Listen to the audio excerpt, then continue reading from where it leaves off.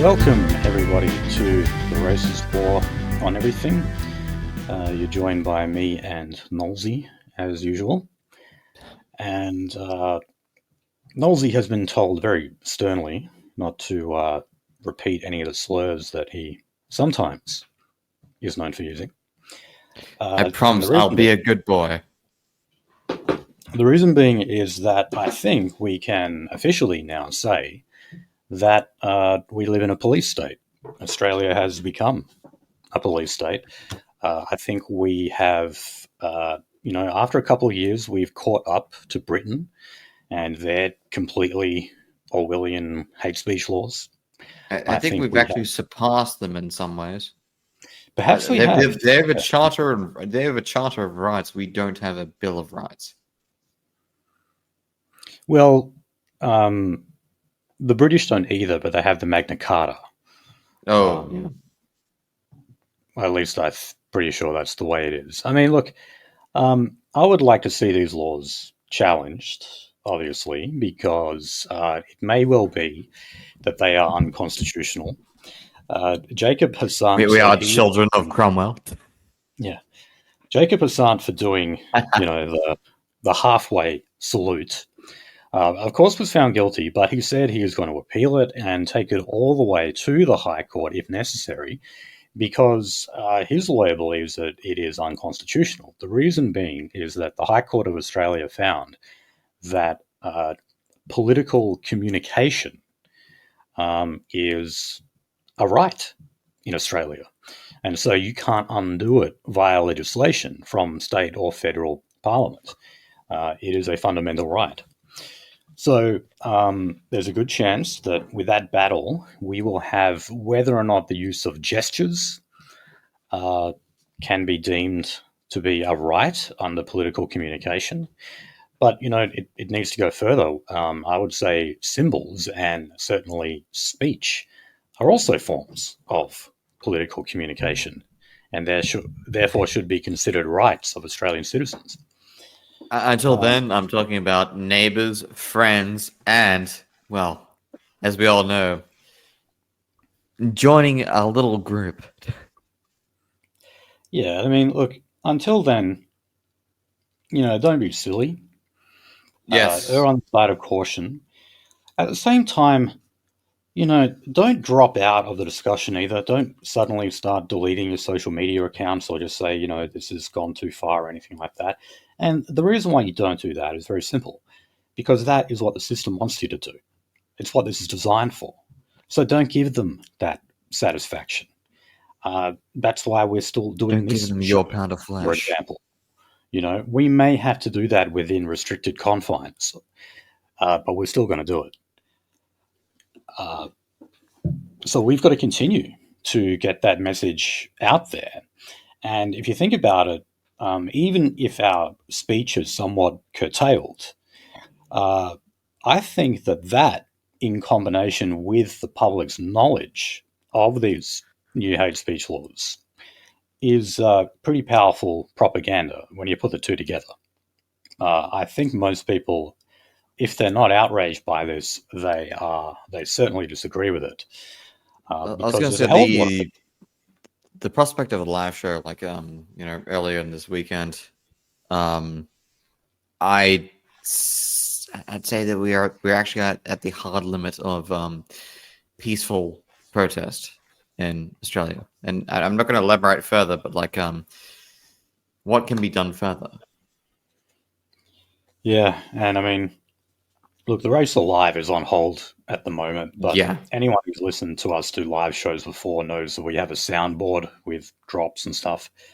That basically means I can't use that. No.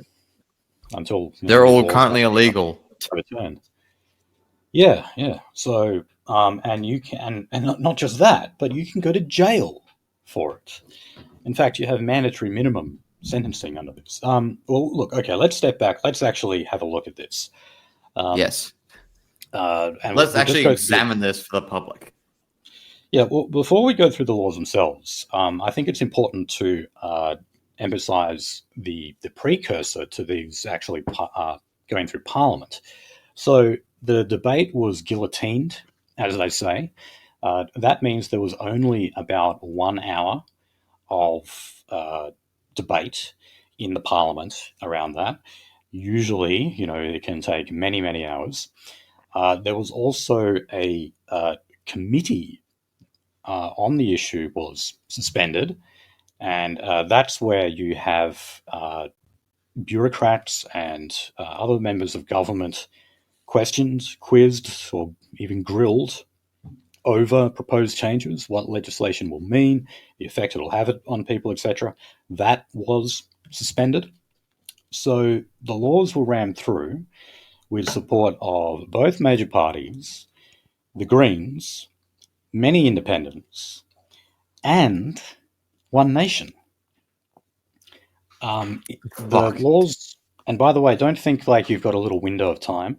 The laws have already been given royal assent, meaning that they're in effect right now.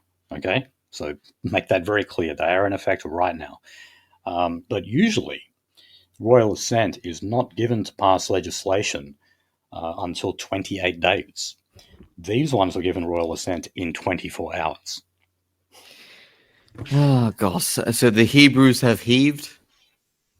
So, look, I mean, sometimes we do hear about laws rammed through Parliament, but this is perhaps the most egregious example we have ever had.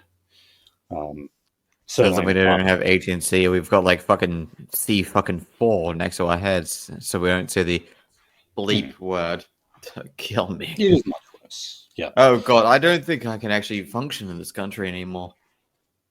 No. You're going to go on a weird kind of dopamine detox, I think, given all of this.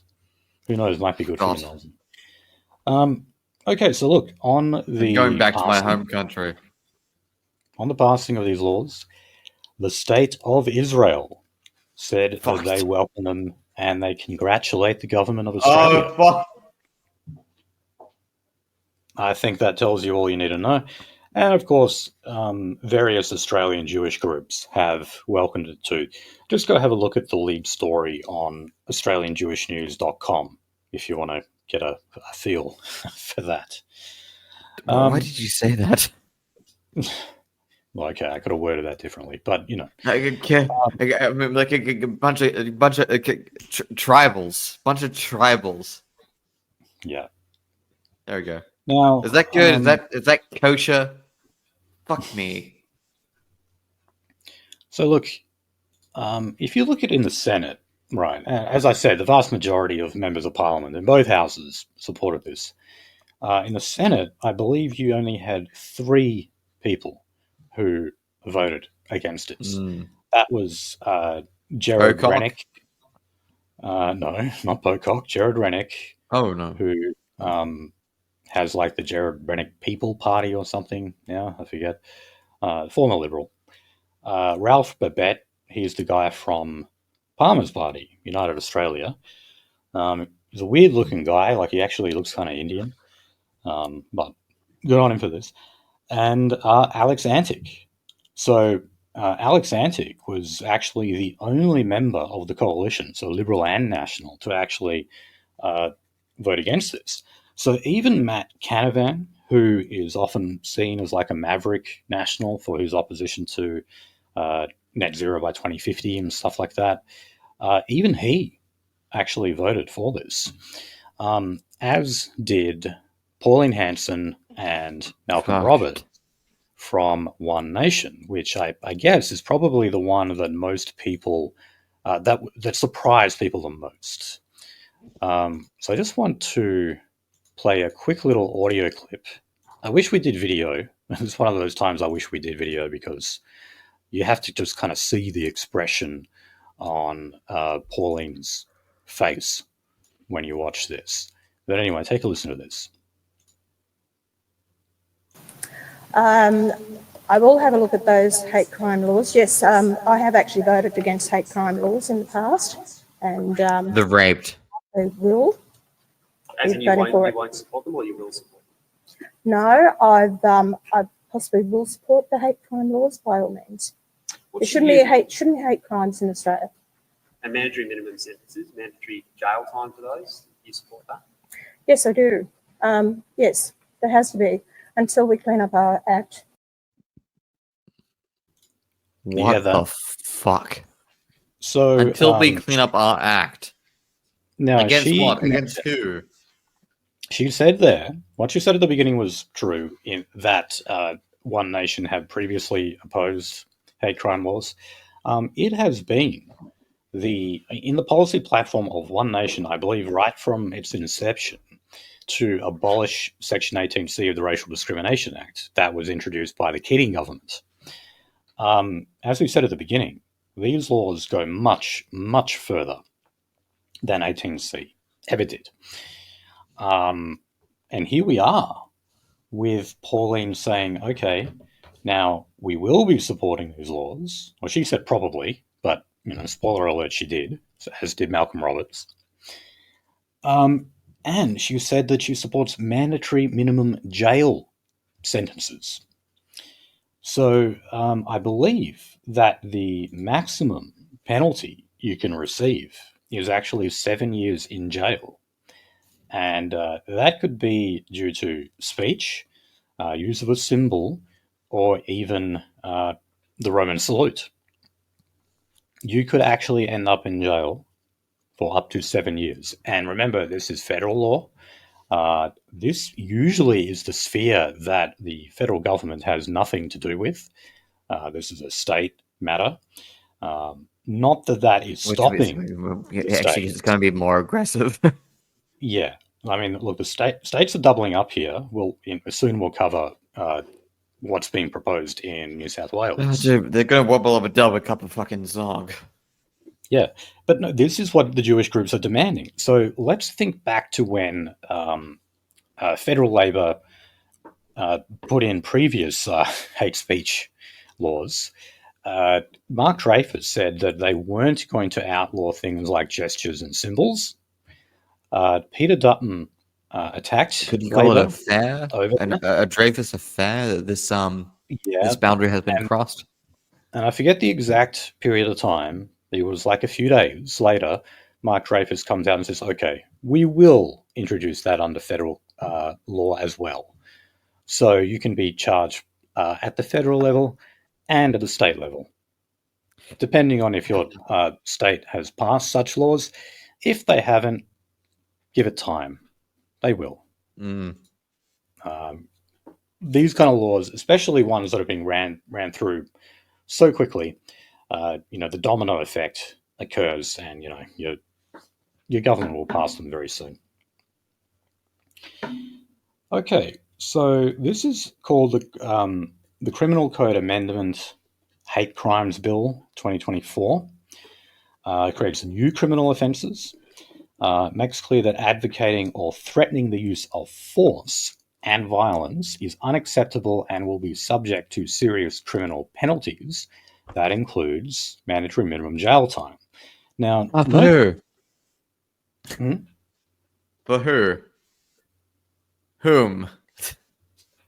For whom? Yeah, like the guy that got on bail, who used a fake gun to hold up people at a Kmart in Queensland, or yeah, but he didn't use a racial slur, so he's okay. Oh, he didn't. Oh God, I forgot that factor. Now look at the word. Notice the use of the word force.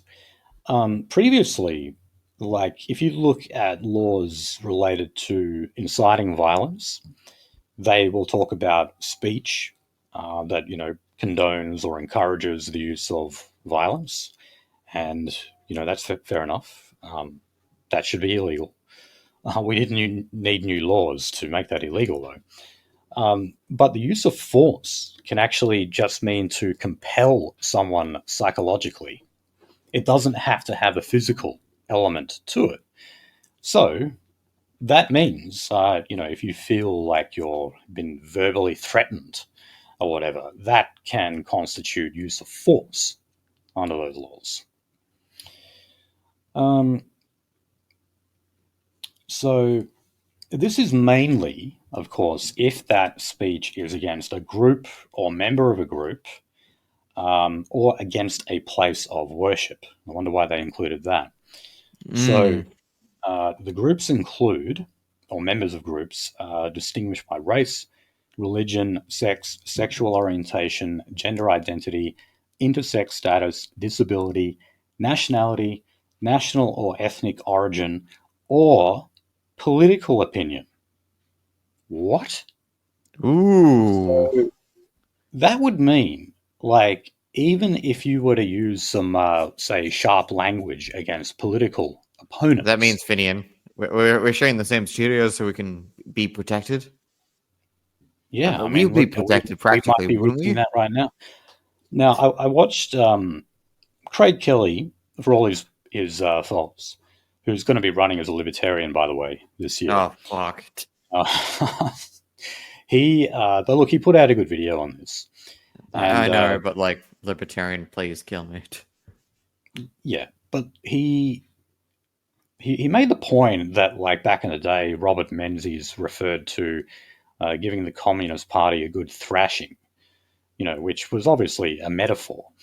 But still, I mean, that you could say is force, in that it is like threatening language. And it's also directed towards a group based on political opinion, because it was directed to the communists. He pointed out that, he doesn't see any reason why that would not be deemed hate speech and punished under these laws. So, it's quite ironic. The Liberal Party, of course, is supposed to be the party of individual freedom and freedom of expression. One Nation have long said that political correctness dominates and stifles debate on immigration and multiculturalism. And even in the case of Labor, all right, they haven't historically been great on freedom of speech. As I said, 18C was introduced by the Keating government. But historically, they have been staunchly against mandatory sentencing for particular crimes. They've always thought that the judiciary should be able to exercise discretion. Now they're saying, no, for some offences, you should just be thrown in jail no matter what. We are in a really... We're at a tipping point of this country, aren't we?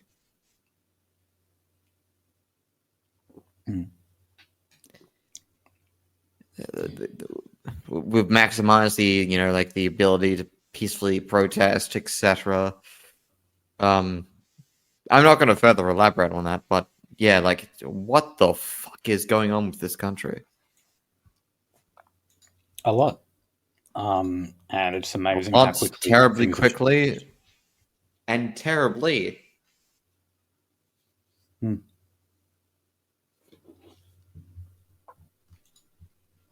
I'm going to let you swallow it.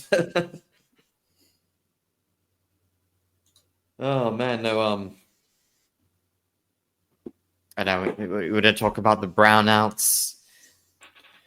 Hold on. Let me just, I just got a couple more things to say about the detail of this. So, if you look at the explanatory memoranda, that's basically the document that kind of... The rationale. Into plain English for you. Let me just read from that. It says, the bill further seeks to replace the fault element of intent with recklessness and remove the good faith defense for urging or threatening violence in relation to these offenses. So that means even if you didn't mean anything by what you said, you could still be found guilty, because you could be found to be reckless with your language. You weren't careful enough. So even if you meant nothing by it, it'd still be an offense. Oh, God, like a joke. And wits, etc. Fuck me. Yeah. Oh, God. So it also again, says, my comment to you before this show started was are we even legally allowed to do this show anymore? I think we are, but I have to say I'm not 100% sure. Yes. But as I said at the beginning, I want to keep doing this because ASIO wants us to shut it down. I want to do the opposite of what they want. I want to keep pushing with this. But look, last thing I'll just read from the memoranda. Says the committee considers that in seeking to expand existing offences and introduce new offences, the bill would likely promote numerous human rights, including the right to life and security of purpose, the right to equality and non-discrimination, and the prohibition against national, racial, or religious hatred. Against inciting national, racial, or religious hatred. So, that could be loosely construed as simple political commentary on an issue like immigration. You could be argued that you are inciting hatred against some protected group. Arguably, you could say what we're doing on this show right now is doing that. And we have Fluoride joining us. How you going? Oh, there we go. All right, thanks. Yourselves? We're talking about depression. Also, we can't say racial slurs or slurs against the differently dicked. Shit. Discussing the hate speech laws, so yeah. I think you're pretty well behaved, Fluoride, but no slurs anymore on this show. In fact, we weren't supposed to have them before either, so as not to jeopardize our presence on YouTube. But anyway. Apparently, we won't be kicked off of TRS any moment, by the way. Oh, God. Well, bugger. How are we supposed to convert to Seppos? Wait, was that a slur? Yeah, it could it's be. a reference to one, but it's fine. All right. Let's rock, let's roll, let's get this incredibly depressing conversation. So look, if you want one white pill on what happened here, the Teal Independent Allegra Spender actually tried to pass an amendment to the bill. This was to outlaw serious vilification or promotion of hatred, which effectively criminalized any form of so-called hate speech. Now, two things about this. Number one, Allegra Spender represents the electorate of Wentworth. That is the most Jewish electorate in the country. Oh, yeah. But also, anyone who saw her appearance on the 7:30 report would have seen that she... Nolsey, can you give Fluoride the prep? I don't have his content. Don't worry. So, yeah, she gave an example of like what kind of speech she would say should be criminalized. He was the one example that she gave. That was the EAM boys using the banner "Destroy Pedo Freaks." There we go. We know that they've rolled that one out at a few different... And she doubled down on that, which was disturbing. That's a daring choice. So destroy pedo freaks. I mean, like, it should be universal. She said that pedophiles should be afforded protection against hate speech. That's right. Now, that was basically the only thing that didn't get passed. Okay, everything else shitty about this that you've heard in the debate has gone through, has been rammed through. So guess what? You can still criticize pedophiles, but not much more. How we are in hell. Pretty generous of them. Now, I'm a secular man. You're a secular man. We have a pious man with us, but like, I'm starting to think that Satan exists. Yeah. Earthly gains.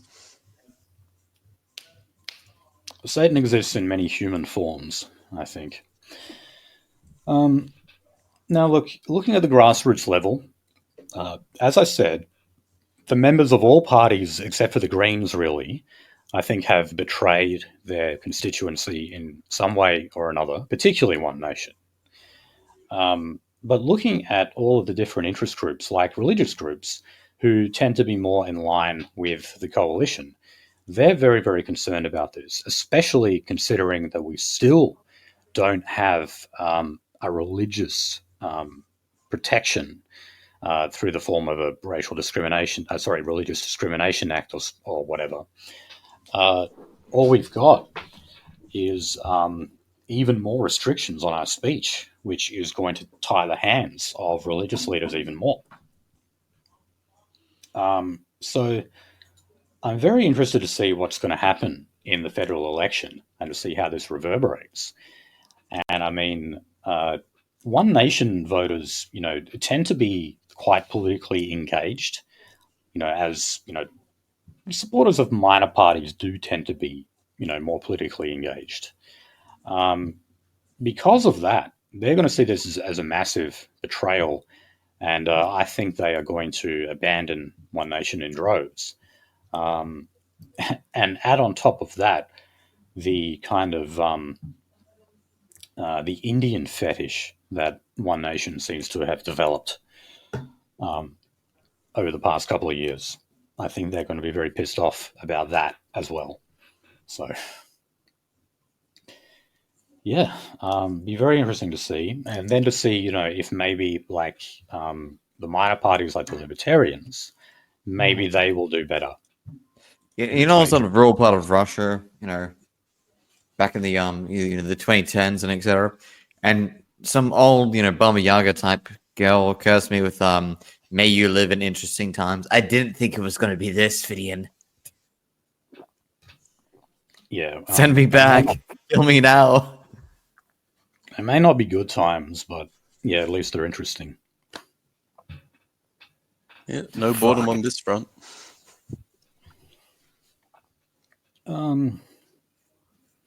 Okay, so let's turn to New South Wales. Last I checked, these laws have not passed yet.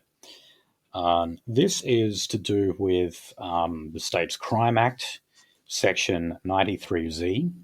They would be amending that.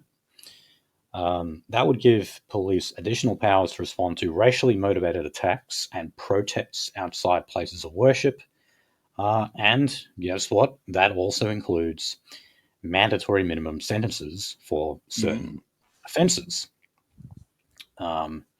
So if you are found guilty of carrying out an anti-Semitic attack in New South Wales, you can actually find yourself in jail for up to 2 years. But as the Premier Mins like to remind us, what we live in is very often a fragile multicultural community, and therefore it needs to be protected. Oh, that's different. Well, yeah. Is that yes, right? I like our entire country to be fragile. Yeah, and look, and this is why when you look at multicultural societies that are supposedly successful, like Singapore, where they do have quite an ethnic mix, they're basically an authoritarian state. They have to be, because otherwise racial tension and riots and violence breaks out. So I mean, like, there's only way to keep the sea lion intact. It's both sea and a lion. Right. And that's happening here now. Multiculturalism is always volatile, is always tension-stricken, and usually does result in violence in some form. And the government has a choice. It can either put an end to the policy of multiculturalism, or it can further enforce it and inflict it through the use of an even more coercive state. And obviously, the latter direction is where we're going. Well, I think using peoples as weapons against each other, as opposed to one big ass standing block, is kind of the idea behind it. I think it might be common to basically do grievance against each other, use grievance things against each other in those kind of Singapore, etc. So I guess they saw it, liked the idea, implementing it here. Yes. Well, look, it's in direct response, and I mean, they're not making a secret of it. It's in a direct response to the so-called surge in anti-Semitism in Australia. And by the way, I've noticed that this has actually made international news now. Like I saw like a BBC report, like on YouTube, that was on the surge in anti-Semitism in Australia. So, like, we're globally recognized for that now. Oh, Not fucking many thank people- God. After all my efforts. Get us up those scoreboards. Yeah, right. But And also, by the way, I don't think it's any coincidence that these laws were ran through right after the caravan with the explosives and addresses written down inside it was found. oh yeah, that lit a fire under their ass, didn't it? Yeah. Oh, I mean, if I captured some person that was trying to home invade me tomorrow, saying like, "Oh, I'm a damn dirty X, Y, and Z," could I get the same, like actual national security response or security grant response, etc.? No, of course I couldn't. Well, churches burning down all the time. I think at Ballarat we had a church burned down a couple of months ago. Of its own accord, no reason. You know how it goes. Yeah, that's right. Yeah, I remember when, I don't know if this is the same one, but I do remember that when the synagogue was supposedly firebombed, there was like a Christian church on the same weekend that was burnt down, and it just got zero coverage. Why would it? You get those for free. The other one has costs. Right. Right. Okay. Well, look, let's move on to the whole Israel-Gaza and, yes, of course, anti-Semitism in Australia. Now, Mike Pasulo, he is the former head of Home Affairs. Under his watch, ASIO, intelligence agencies, that was all still under Home Affairs. Now it somewhat isn't, and immigration is separate as well from Home Affairs. But anyway, Pasulo has said that we need the immediate activation of the nation's formal national terrorism situation trigger. Now, that enables the Commonwealth to take a lead in the role against anti-Semitism.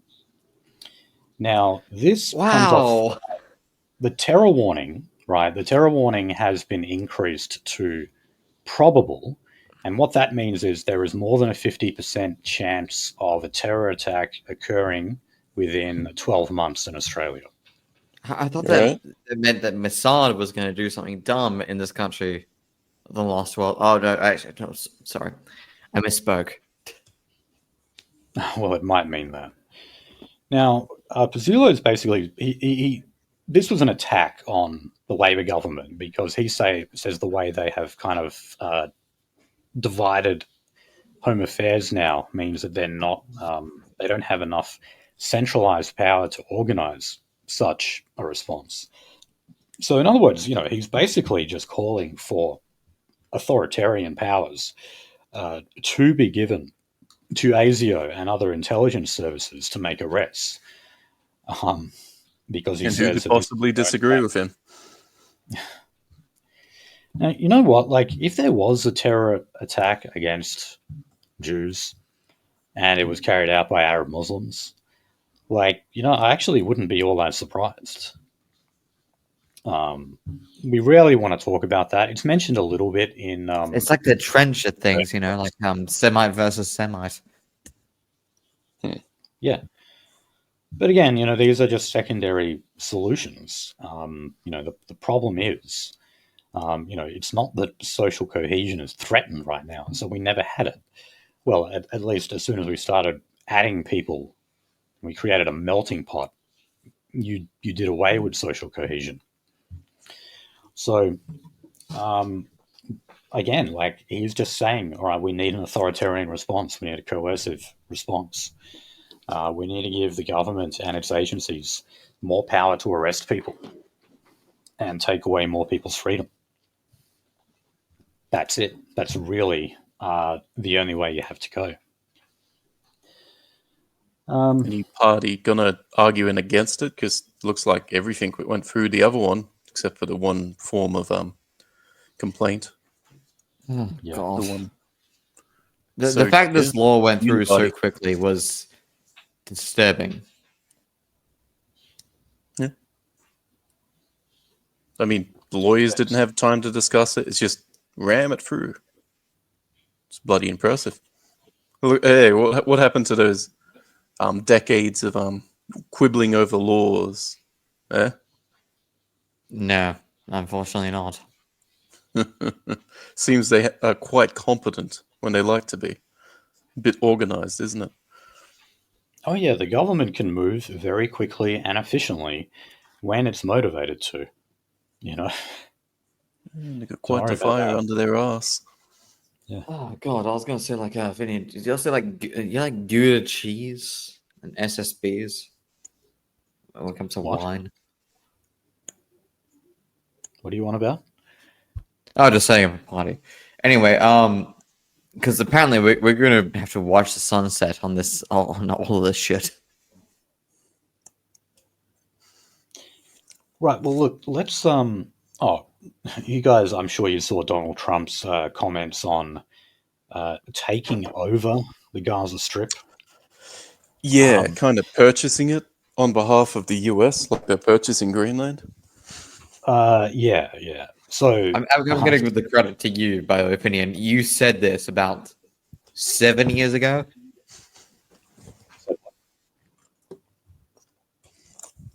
Whispering in Trump's ear, were you?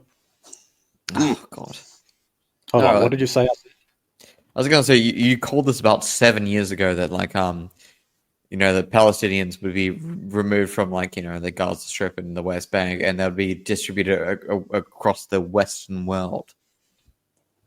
I didn't think it would be wholesale.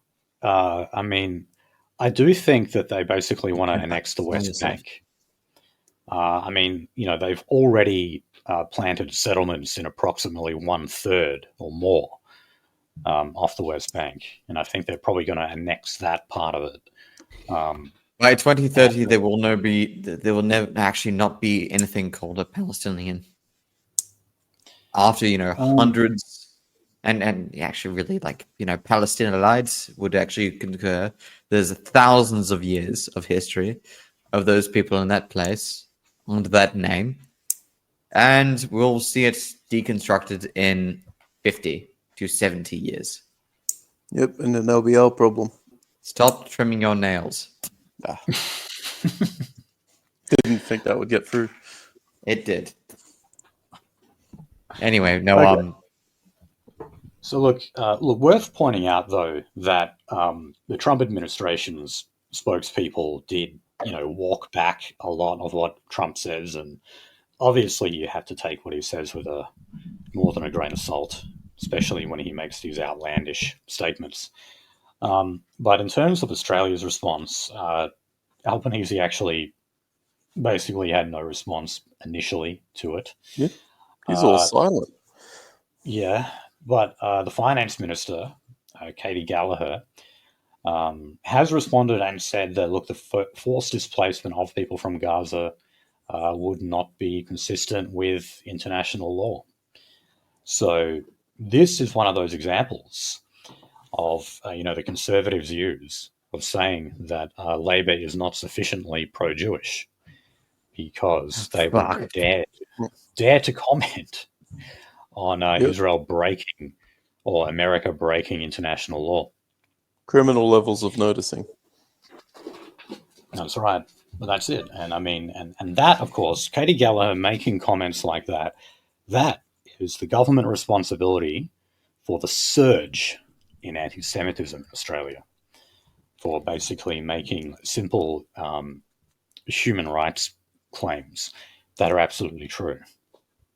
So she said, forced displacement, this is not consistent with international law. The Prime Minister's been clear, a two-state solution, and that all matters are dealt with in accordance with international law. That is Australia's position. And then I like how she added this in. It's a bipartisan position. Because remember, the Liberal Party's official stance is still to support the two-state solution as well. God. Obviously, then this wouldn't be supporting it, now would it? By removing one of those states. You never hear them say it. There was a time they would say it, but there's no way you'll see Peter Dutton come out and say that now, even though it is official policy. I've had some little conversations with, I don't want to say normies, but I will say normies, saying like, hey, look, if you evacuated all the people after bombardment, artillery or otherwise, Does that state still exist when I evacuate the people out of it? Essentially, no. Yeah. No, it doesn't really. It only exists in following- spirit. This is following the UN guidelines of what constitutes a bloody genocide, doesn't it? Yeah. Unfortunately, they stopped actually giving a shit about that outside of the 70s. The forced removal of a people is, genocide. It doesn't have to be. You don't have to kill them. You No. can even remove their language and stuff and make life difficult Yeah, for them. remove their language, remove their centers of worship, etc. Oh, and boy, are they doing that to buggery and back. Now, is that actually UN, like black letter law genocide? Yes, it is. Now, has it been enforced since like the weird fucking UN fixation on West Asia when I was breaking off the Soviet bloc back in the late 70s? No, it hasn't. Was it done to South Africa? The claims of it? Oh yeah, with the ban. Kherson, yeah. Yeah, so there's where it was done as well. We imposed sanctions on them. It was our quadroon Jewish Prime Minister, Malcolm Fraser, who put sanctions on South Africa, as many other Western countries did as well. Yeah, one Middle Eastern country didn't, though. And they reaped in the money. Anyway. Okay, so Peter Dutton, on the other hand, in response to Trump's comments, said that Trump is a big thinker and a deal maker, and that he had a genuine desire to see peace and stability in the region.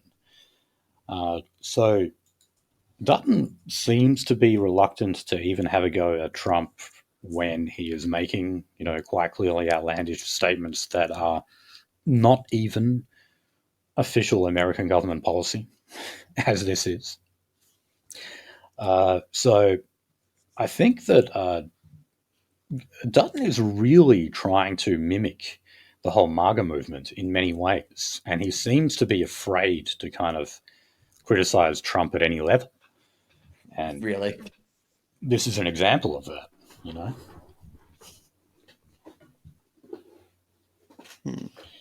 Dutton is Dutton is so fucking weak.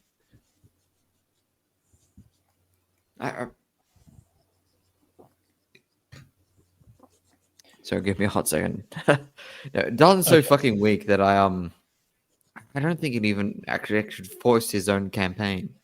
Really, not even some kind of Trump-like campaign. What? Yeah, waiting for that here. He's going to voice himself off the. I am so moderate when it comes to immigration and etc. When my original position was so fucking hard, Mr. Rammed a boat Dutton to Mr. Golden Visa should return Dutton. Right. And opposing the student visa cap and saying that they will not cut net migration. Tell me again how Dutton is supposedly anti-immigration. I hope he comes to Perth one time.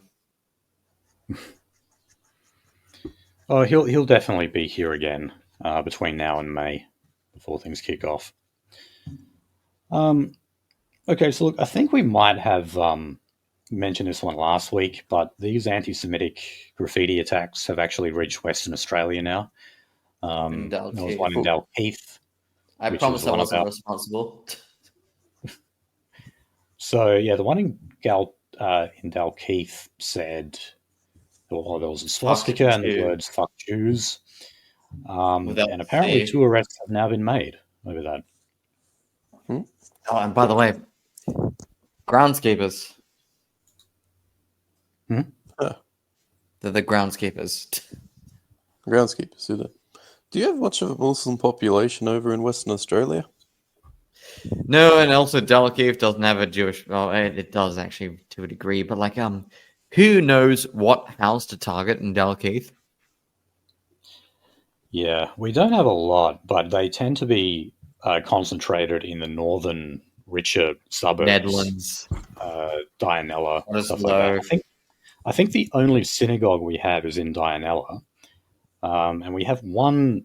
Yes. We do have one private Jewish high school as well. Also, there's Menorah, but Menorah is filled with rich Anglos, not Jews, actually. Oh yeah, you'd know about that, Nolsey, given where you grew up. Next to a whole bunch of Jews. Yeah, you've got that My unique condolences. experience. But it probably made you the man you are today. I had one Jewish girl in my year in high school. That was it. And you broke up over money? No, no, I'll say, like, I'm calling bullshit on the Dianella stuff, 100%. Because the Dianella stuff, Dianella is like, industrialists, lawyers, doctors, and unfortunately, yes, Jews.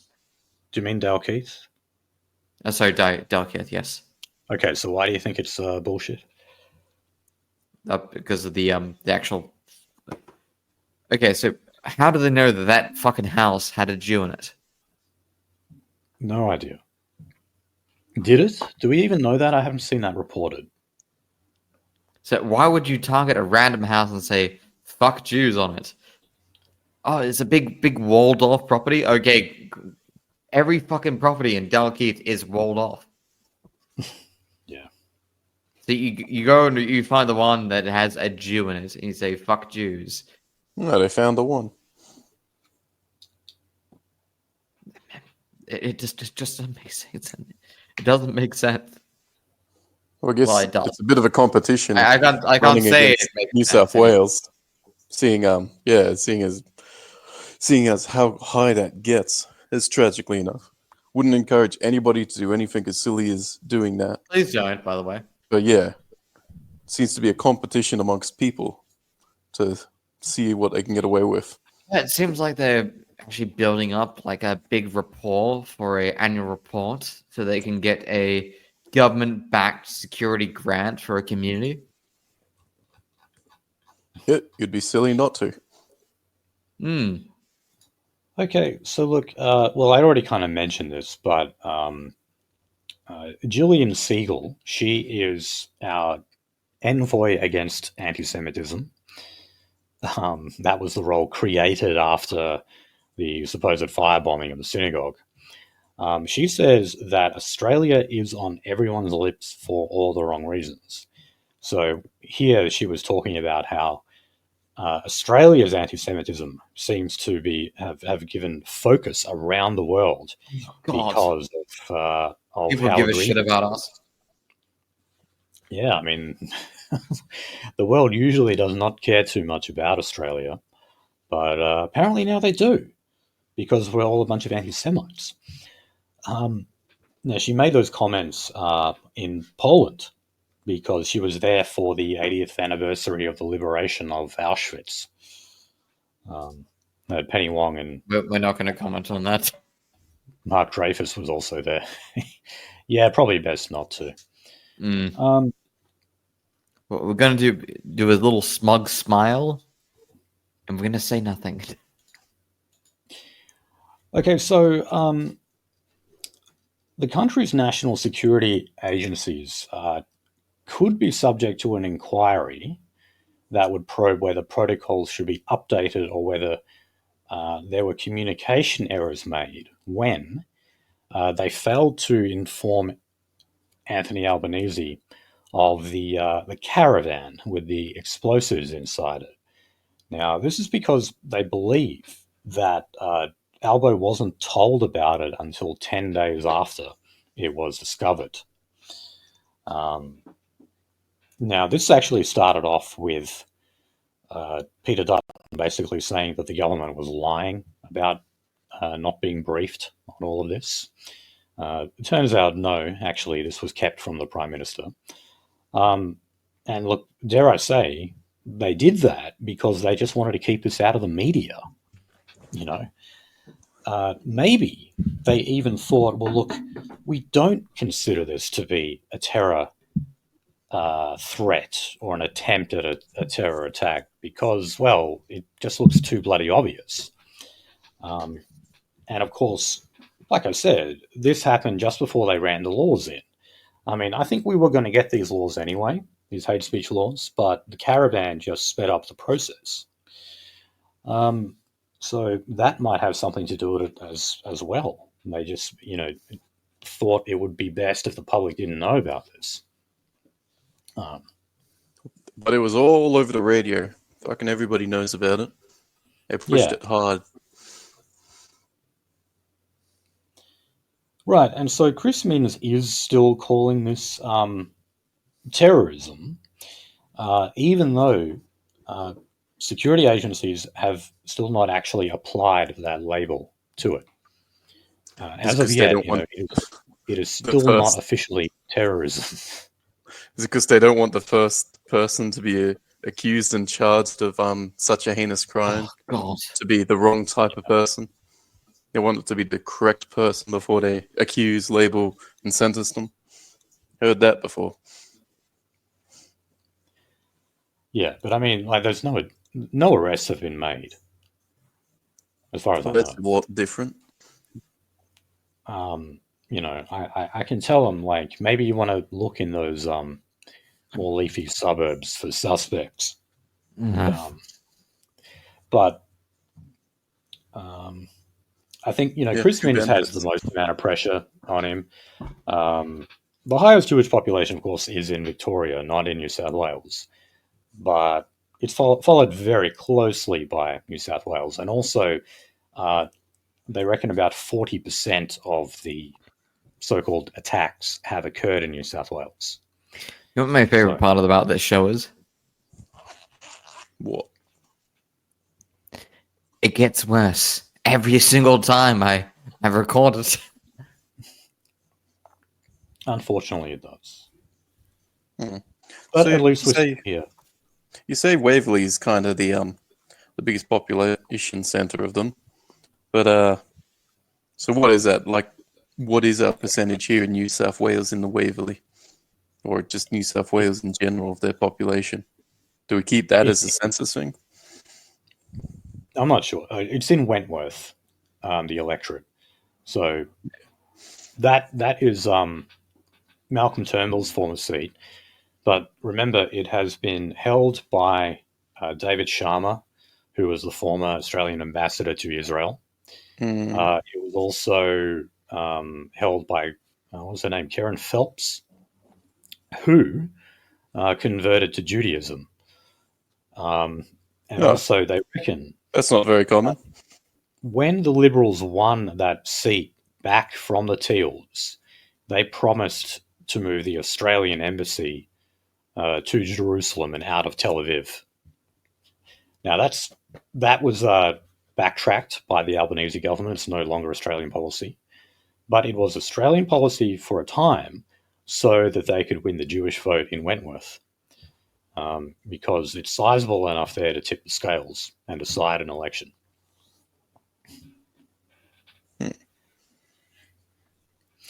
Thought these were the divisive people who kind of who never come into agreement for anything, but that was a winning vote on their side. Interesting.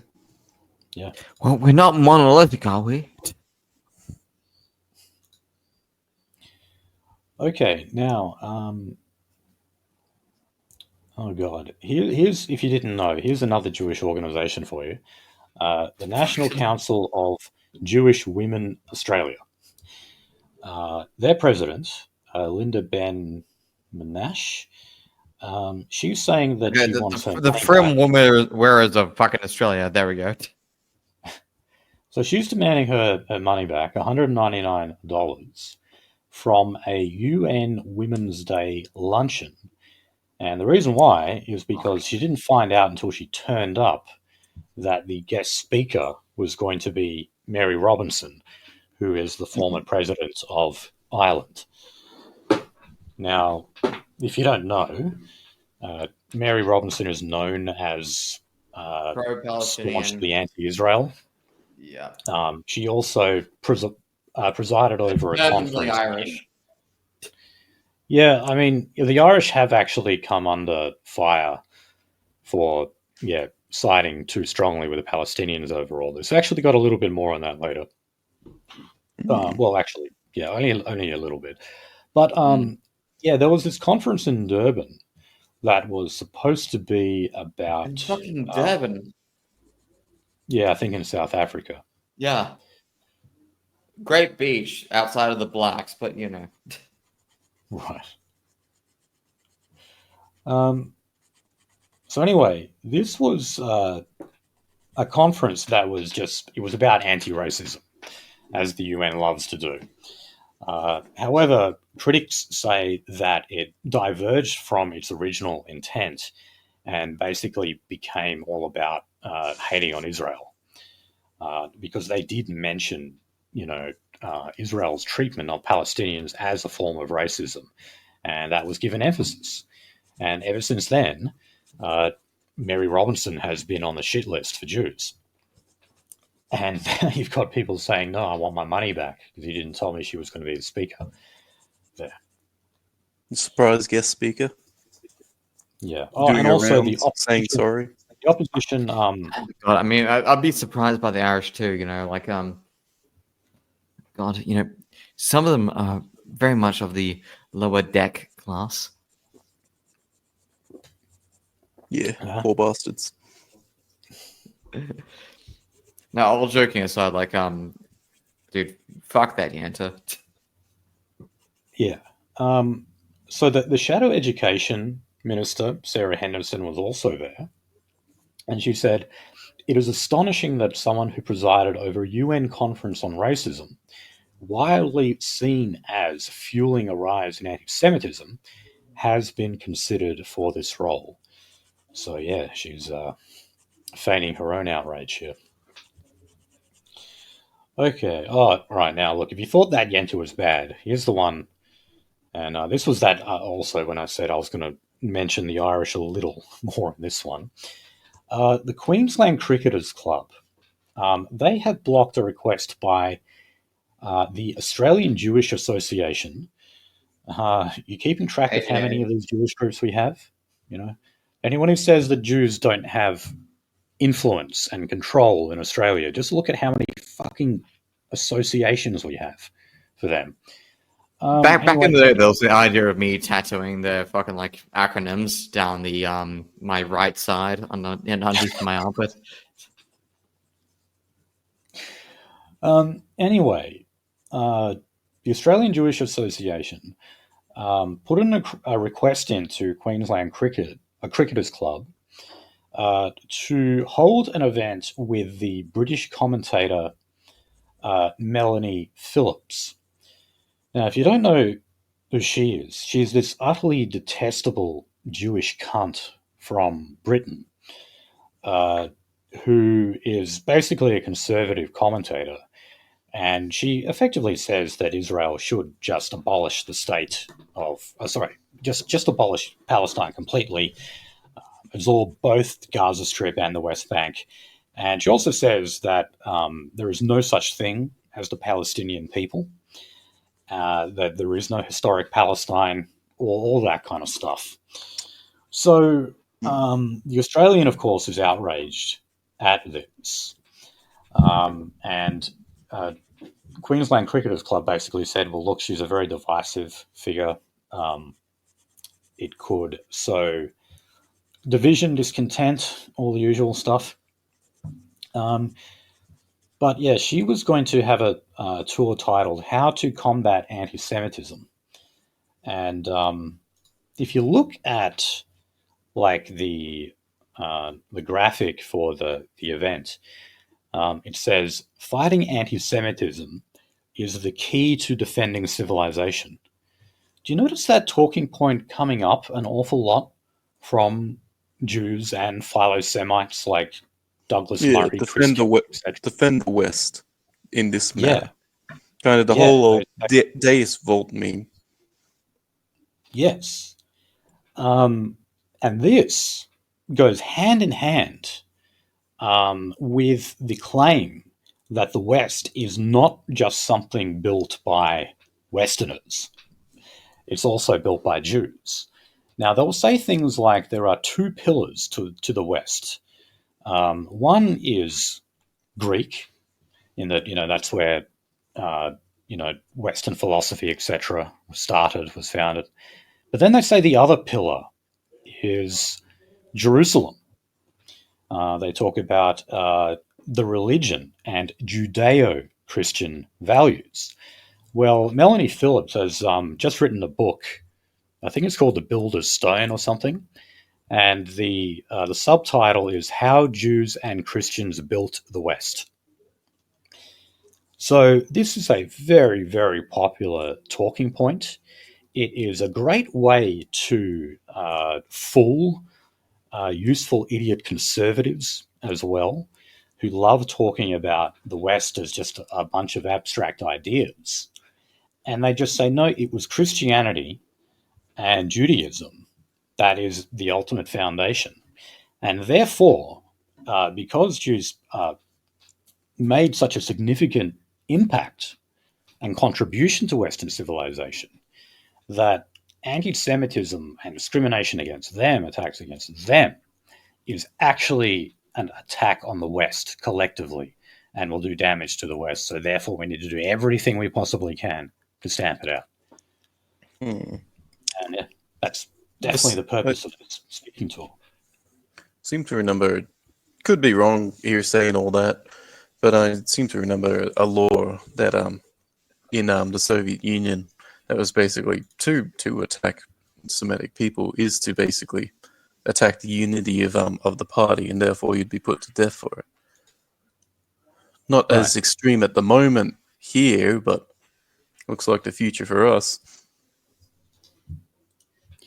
Yeah, and the conservative Jewish commentator Dennis Prager, he has something called the Israel test, and this is about as simple as you can make it. He basically just says, if a person supports Israel, they are good. If they oppose Israel, they are bad.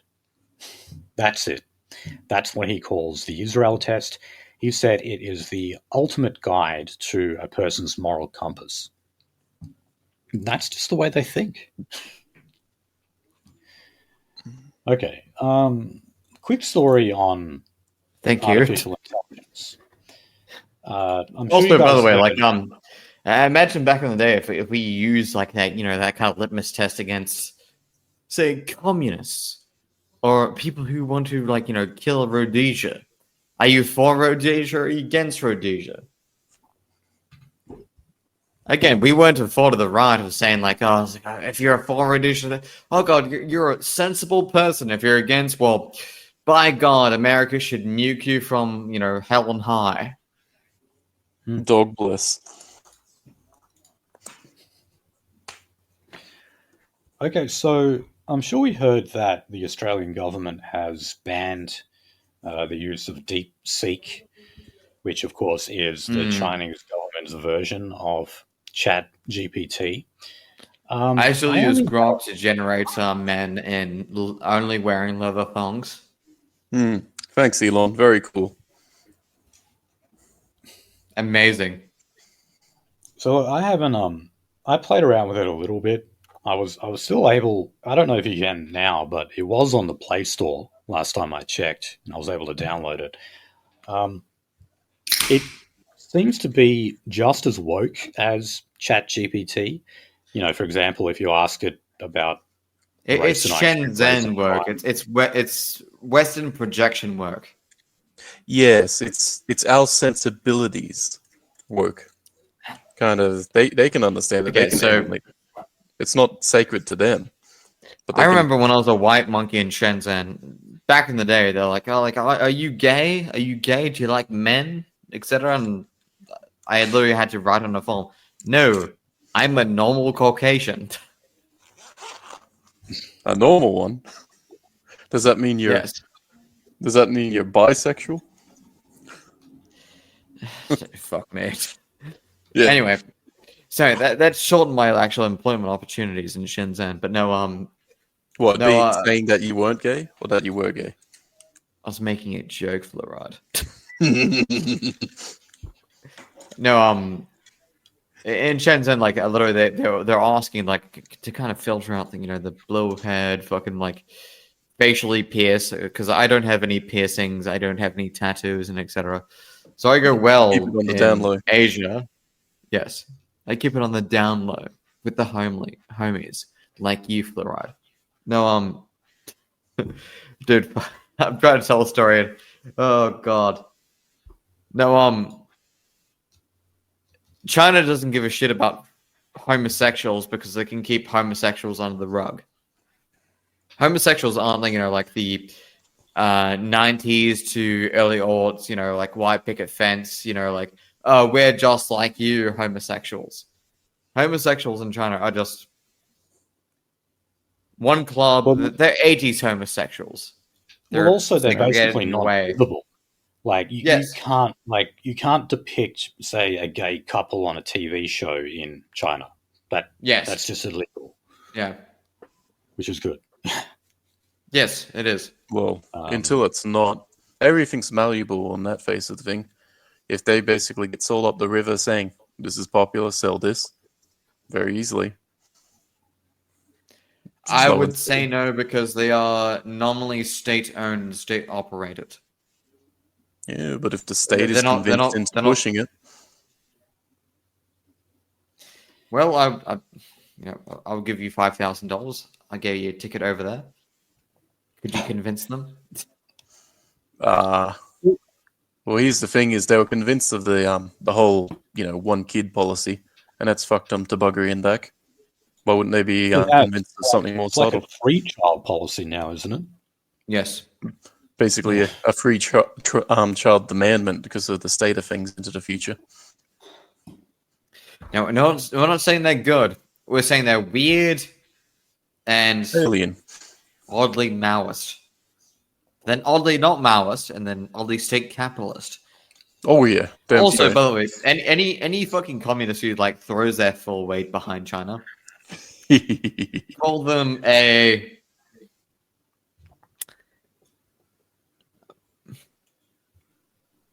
I'm leaving a space for the bleep. Don't worry, he can Okay. edit it out. Well, look, when in doubt, leave it out. But the Chinese government has described this move by Australia. And by the way, I think it might just be that it's banned on all government apps and devices. sweet. It's not like if you're just you're not employed by the government or whatever on your personal device, I'm pretty sure you're allowed it. Same with TikTok, which is also Chinese, of course.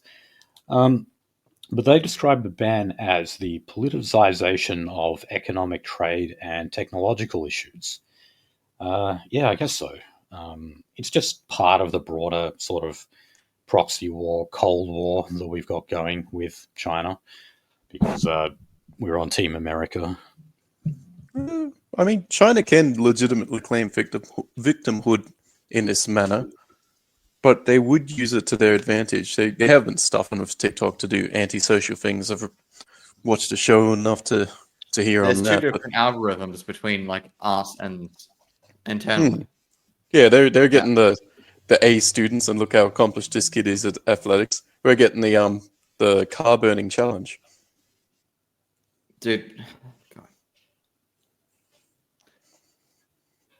I hate that that is actually a good summation of what's Such a going good- on with it's such a good fucking idea. Yes, it is. But also,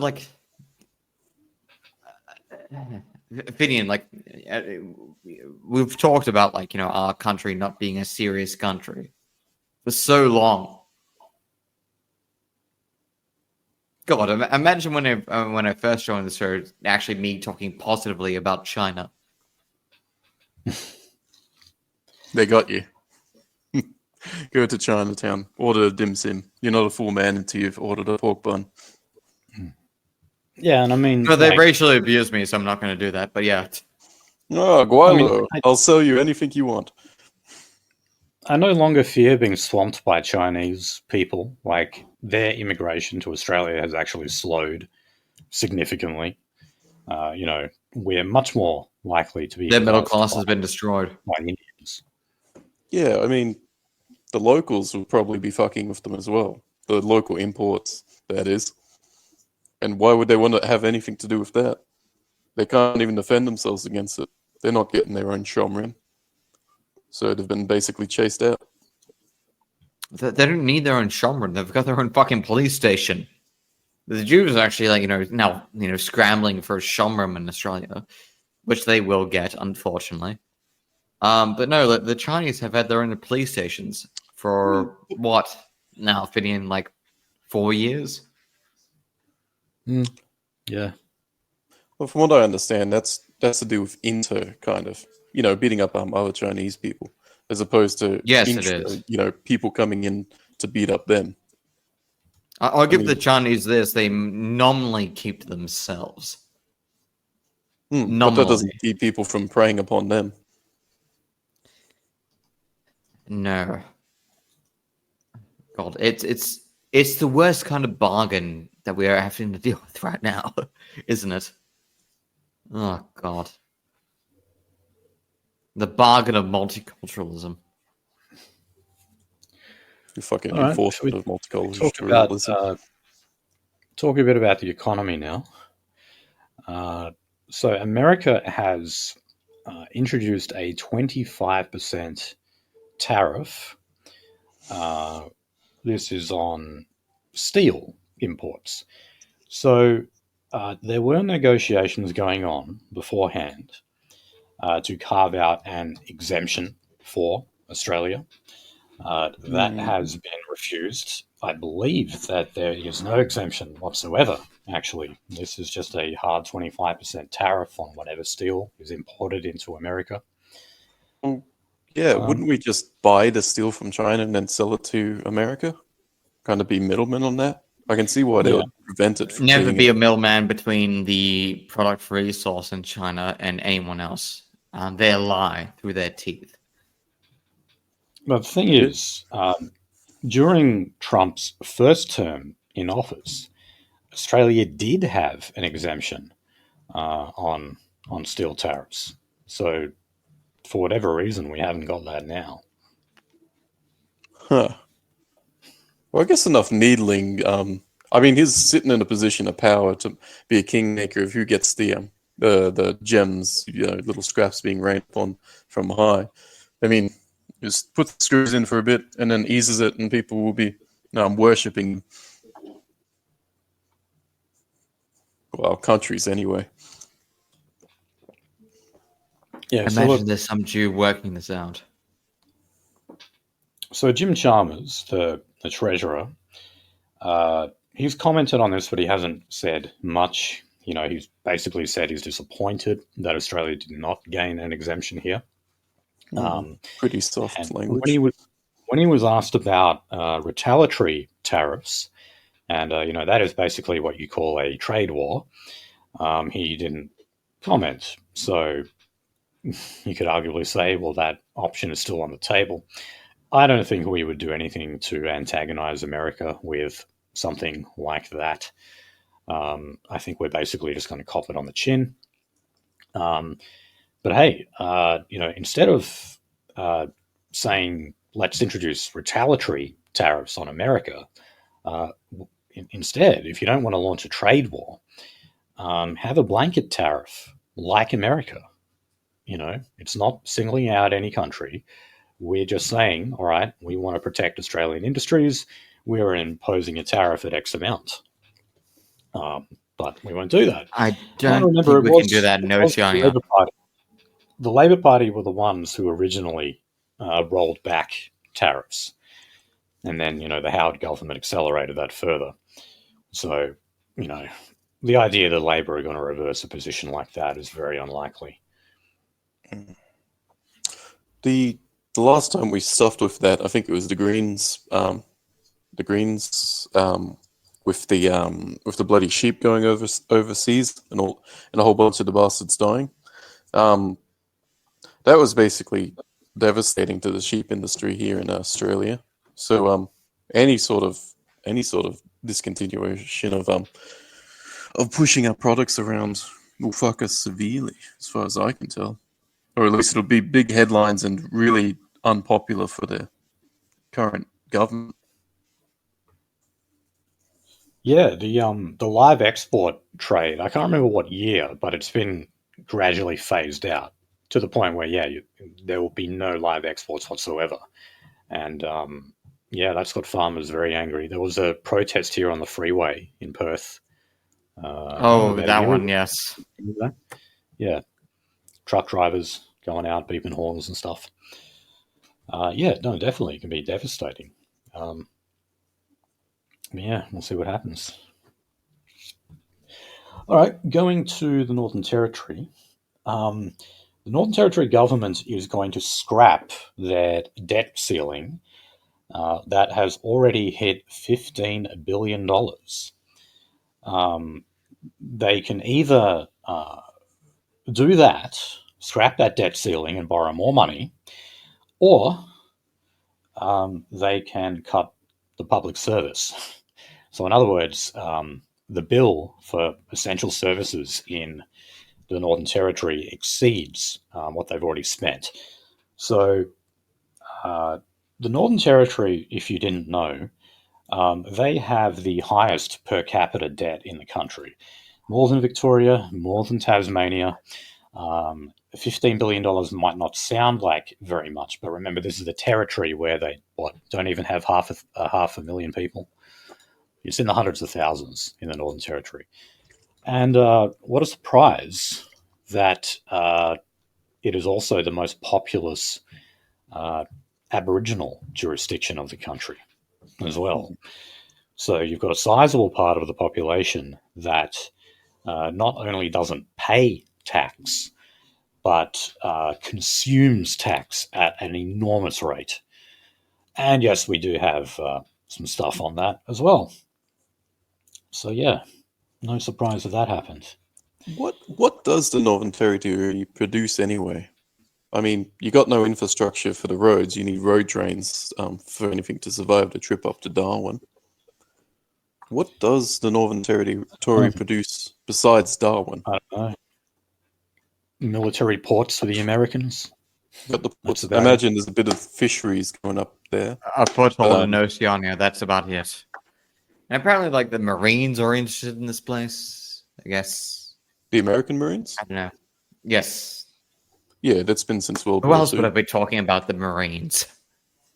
Well, the fucking Australian Royal Marines or something wacky like that. I imagine The they'll be Royal wanna be in, like- Marines? Yeah, seems legit. Yeah, American US Marines. So They want, like, arid desert training in the north, I not the guess. worst idea. And you got all those horrible hell. fucking swamplands. It's like Mars. If Mars had a million rocks. Yeah. Oh, Okay, God. so we've got new data from the Bureau of Statistics. This found that although household cost of living figures, this figure was the smallest quarterly increase since June of 2022 and brought the annual growth in employee household living costs to 4%. That still outpaced the headline inflation rate of only 2.4% over the same period. So in other words, even though inflation only increased by 2.4%, for working class people, it actually was closer to 4%. And dare I say, might have even been higher than that. So what that means is it's the working class or the lower classes who are impacted most. They have the higher percentage increase in their cost of living. So, definitely attacking the inflation demon is something that we should prioritize for working people. They're always the first to suffer. I mean, when we have mass migration, they tend to move to working class neighborhoods. And then we deride them as just angry, dumb bogans when they resist that. Yeah, the bloody South Park episode of They Took Our Jobs is a prevalent meme. And you're not going to get that out of this generation's head. Oh, look, it went from the Australian battler to the Australian bogan. You know, like What is the Australian dream anyway? Is it some take on the American dream? Kind of a. Oh no, it's dead. Well, there's the thing. It's been dead since the late 90s. Functionally. Yeah, it's just conceptual. Yeah, I mean, if you were to pin it down, most people, I think, would just say owning a house. And of course, well, okay, look at the bloody house prices now. House, dog, clothesline, veranda. Give me a home among the gum trees, lots of plum trees. God. Sheep, it doesn't work. Kangaroo. Australian accents do not work in music. I'm sorry. They just don't. I break into German when I sing. It's delightful. All the boys enjoy it. Yeah, I mean, no offense to tell them that. I don't know. Oh, they're just acting to Sunday on you. You know, I believe in resisting, Seppo influences, not copying everything they say and everything. But I don't know, when it comes to singing a song, you shouldn't use an Australian accent. It doesn't work. All right. Are you telling me that Shannon Holt wasn't singing his heart out? He doesn't even really sing with an Australian accent, does he? I don't think he does. That's the joke. Anyway. Okay, so, all right. So on the public service, the federal public service, so the shadow spokeswoman, Jane Hume, has talked about how when you look at the forward estimates for the growth in public service wages, they've given it at near zero. In other words, like what they've budgeted for the public service and the employees is basically nothing. This is despite the fact that as of late there's been since the Albanese government took office, there's been about the creation of 36,000 additional public sector jobs, and there's more on the way. So they pointed out that the forward estimates must be completely wrong here. In fact, they later went on to say that this is actually an $11 billion black hole in the budget because they have just not accounted for this increase in the public service whatsoever. So, as a result of that, Peter Dutton is saying that part of their platform going to this year's election is going to be cutting the waste.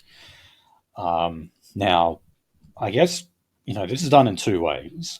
One, obviously, is sacking some of these people, or at least putting a freeze on creating any more positions.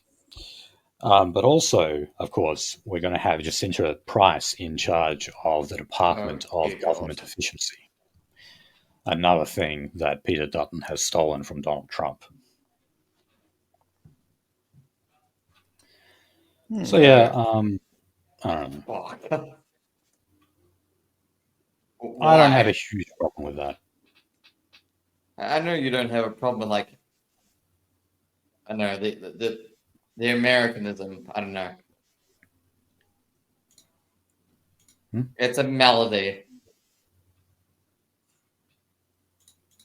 Well, the thing about a Department for Government Efficiency, I'd never heard of that before.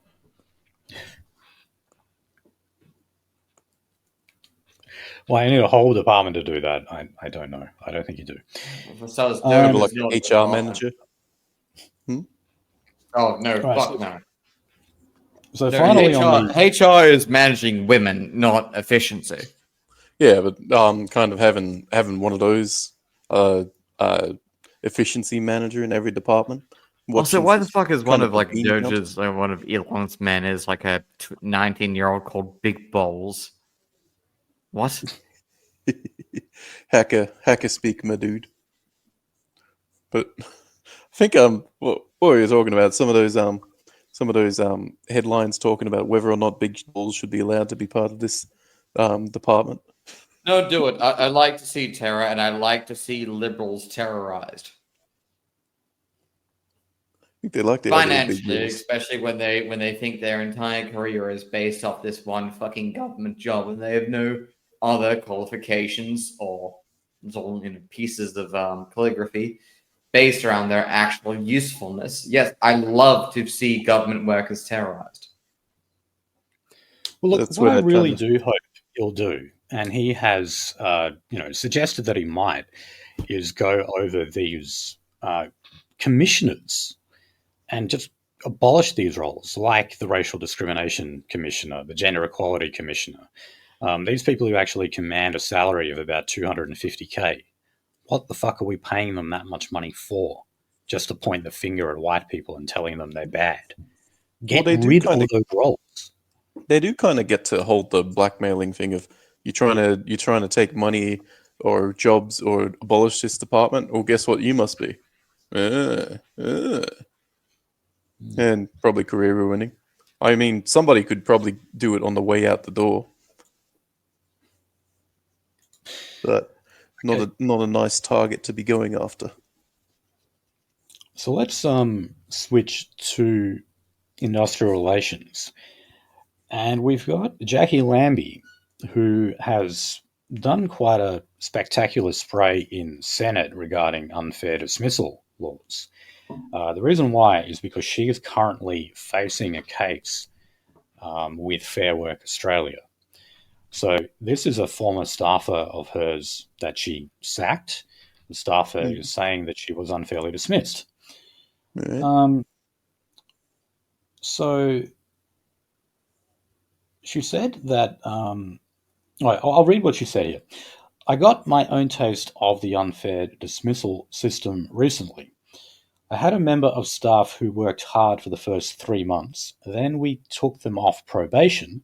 And what do you know? The person started showing up late for work 22 times in a matter of weeks. The staff member replied that they had finished their allocated tasks. Oh, sorry, I should say, this is when the employee was painting her nails in front of the office manager. And the office manager asked why she was painting her nails on the job. And she said she had finished the allocated tasks, and as far as they were concerned, any time saved was their own downtime. So, she had a serial slacker, I guess, who was painting her nails on the job, on the clock. Didn't like that, so she sacked her. I don't know. I don't usually hear stories like that. And I mean, after probation, of course, it's harder to sack you. But, most people don't just suddenly start turning up late to work like that. Yeah, if I'm sitting in the yard with nothing to do, I'm not going to be scratching my ass. I'm not going to be sitting around. I'm going to be begging to be get back home. No, you'll be clipping your nails, fluoride. You're a that's what we call a callback. No, again, being on the other side of it and etc. Yeah, whatever. Also, like a political staffer. Like, are you sure you had to call her dad? Say hey, look, my big fucking fat donor. Your daughter that I'm trying to set up for a political career is not being as conducive as she needs to be. All right, so I mean, really, yeah, that's it. So going to New South Wales again, the Rail, Tram and Bus Union, they're threatening another strike. Seems like every few months they do one of these.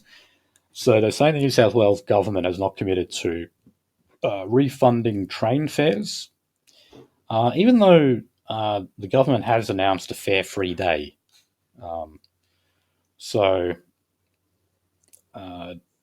They do like sort of framing this in terms of, they want better funding for transport, or they want safety measures to be brought up to scratch and all that kind of thing.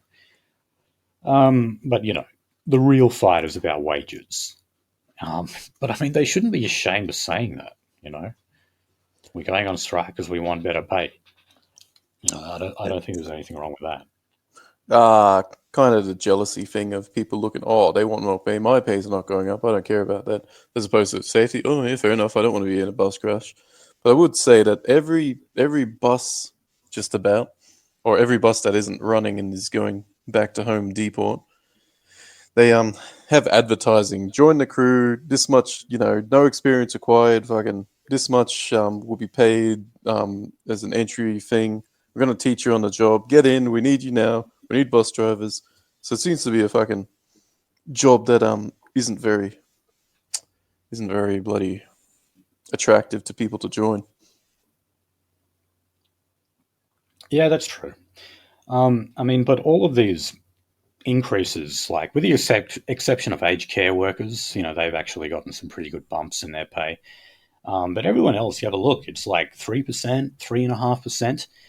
And as we mentioned earlier, even though like the current inflation rate is 2.4% or whatever, those of the working class, their inflation rate in terms of their cost of living is around 4%. So that means that wage increases are not keeping in line with the cost of living.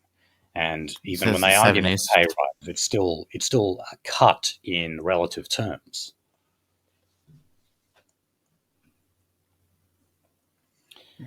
Okay, and finally on IR, there's going to be another investigation into the CFMEU. So this time coming from the state government in Queensland. So they'll be investigating claims of violence, threats, and menacing conduct. Oh, here it comes. I don't get this. Look, we've already got a federal government investigation into this, and the CFMEU has obviously already been taken into administration. But this inquiry is going to be led by Mark Irving KC, King's Counsel, and he is a CFMEU administrator. Jeez, well, that's insulting. But yeah, look, the Liberal government always does this. It was somewhat out of character for the Albanese government to do it. But basically every new coalition government has some sort of attack on the CFMEU or unions broadly. It's just like a Liberal Party tradition. Well, it is cutting down the opponent before they get to grow up, cutting them out by the knees before they get tall. Because fuck ton of Labour police come from the unions. If you can cut the unions out of it, you basically killing the enemy child in its crib. But you'll never get rid of the CFMEU. They're just too militant, large for that. They tried to when they the BLF, and they quickly reformed into the CFMEU. Well, there were two Irish, and then there were two Lebanese. There's definitely, there is a bit of a Middle Eastern element to them now. Yeah. Yeah, but there was a time it used to be back in the good old days when it was just like the underworld of Irish people, where you could actually deal with Irish people. It was it was the Irish, it was the Scottish as well, but it was also like Poms from working class parts of England, like Liverpool and Birmingham. There'd be a lot of them involved. Scousers.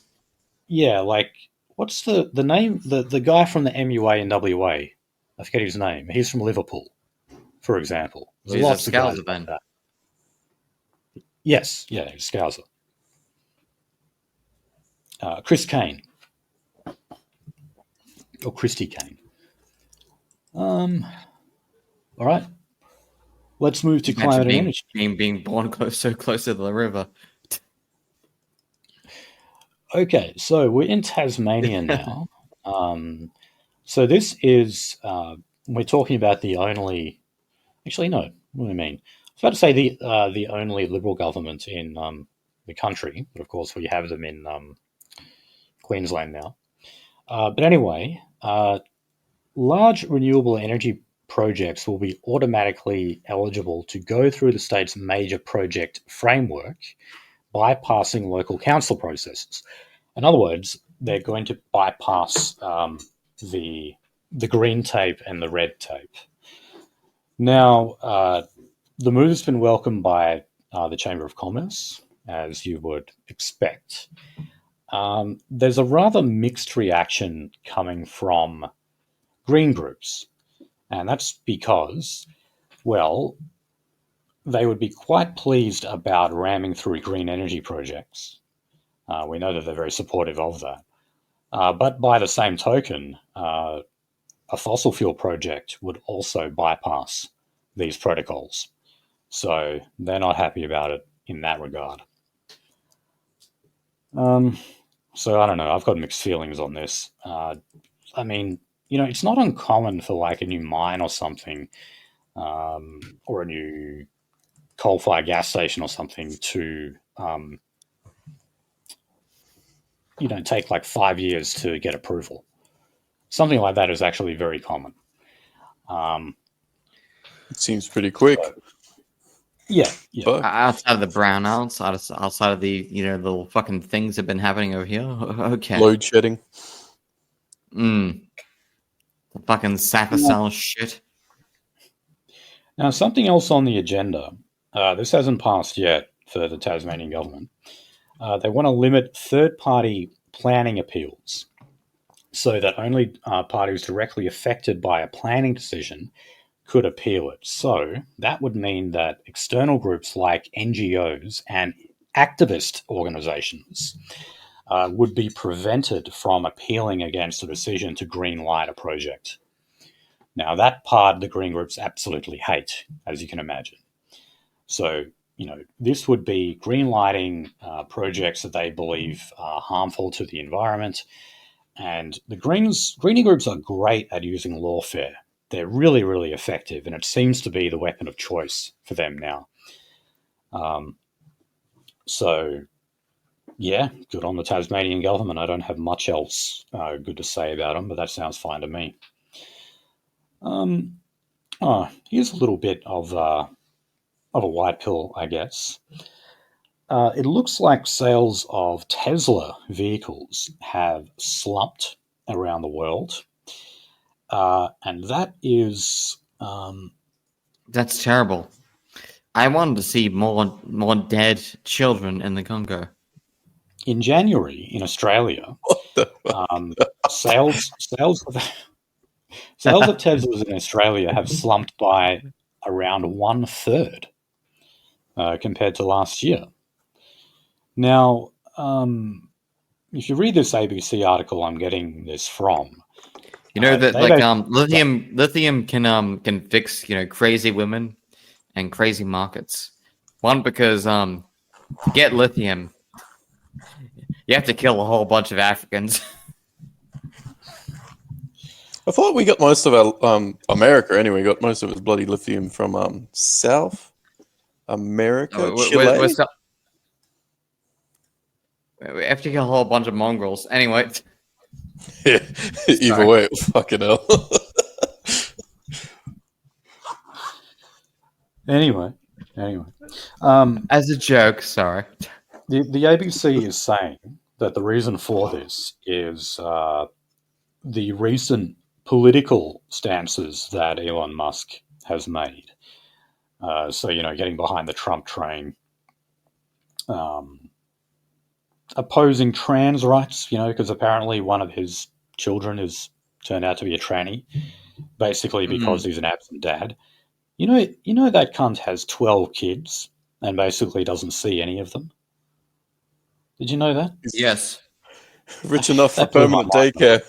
I mean, to be fair, I do, because it's my little personal job to be a weird little faggot. Yeah. If you're saying, listen, your son wouldn't have turned out to be a bloody tranny if you had spent some time with him. Also, with the the gravy sauce and etc. An old English dish. Shit. Well, I mean, all kids have access to the internet nowadays. It's probably a violation of human rights if your kid can't access a Discord server where they can be grouped into it.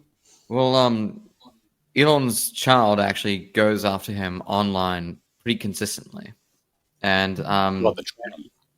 Yes. Well, it's a dead tree branch, so what does he care? Well, it's a dead tree branch from a career-ended South African model. So yeah.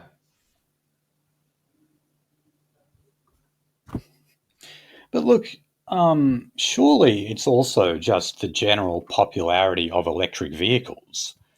You know, not many people take the political stances of Elon Musk into account when they make the decision on what car to buy. Oh, fuck no. So, you know, we mentioned before that sales of electric vehicles just generally in Australia have slowed. If you look at like the top 10 vehicles in Australia, there's only one electric vehicle, which is the Tesla, whatever. I can't remember. It's some letter. And it's like number 9 or something. Number 1 is the Ford Ranger, and number 2 is a Toyota Hilux, both four-wheel drive gas guzzlers. Okay, so Australians still like those kind of cars. And when it came to the people who wanted electric vehicles, they tend to be, you know, the real signally types, affluent dickheads who get personalized number plates. Well, they already own their Teslas. There's no more of them left. So, you know, everyone else is like, nah, either I don't want one or they're too expensive. So that, I'm sure, has much, much more to do with it than, you know, people disliking Elon Musk. Well, not just the battery, but the shelf life. How long does one of these fancy new cars? It's 9 versions in. How long does one of these fancy new cars last on the road? Normally, Before? the normal use, the actual battery itself, or the wear elements, etc. Because the wear elements are about like 7 years, but also the battery 6.5. Well, 6.5 years down the track of everybody buying a bloody electric car, might see a big old jump. Because they're probably not going to want to go back to gas. Probably find it convenient. I'll put it this way, like, you're going to see a whole bunch of usable tires.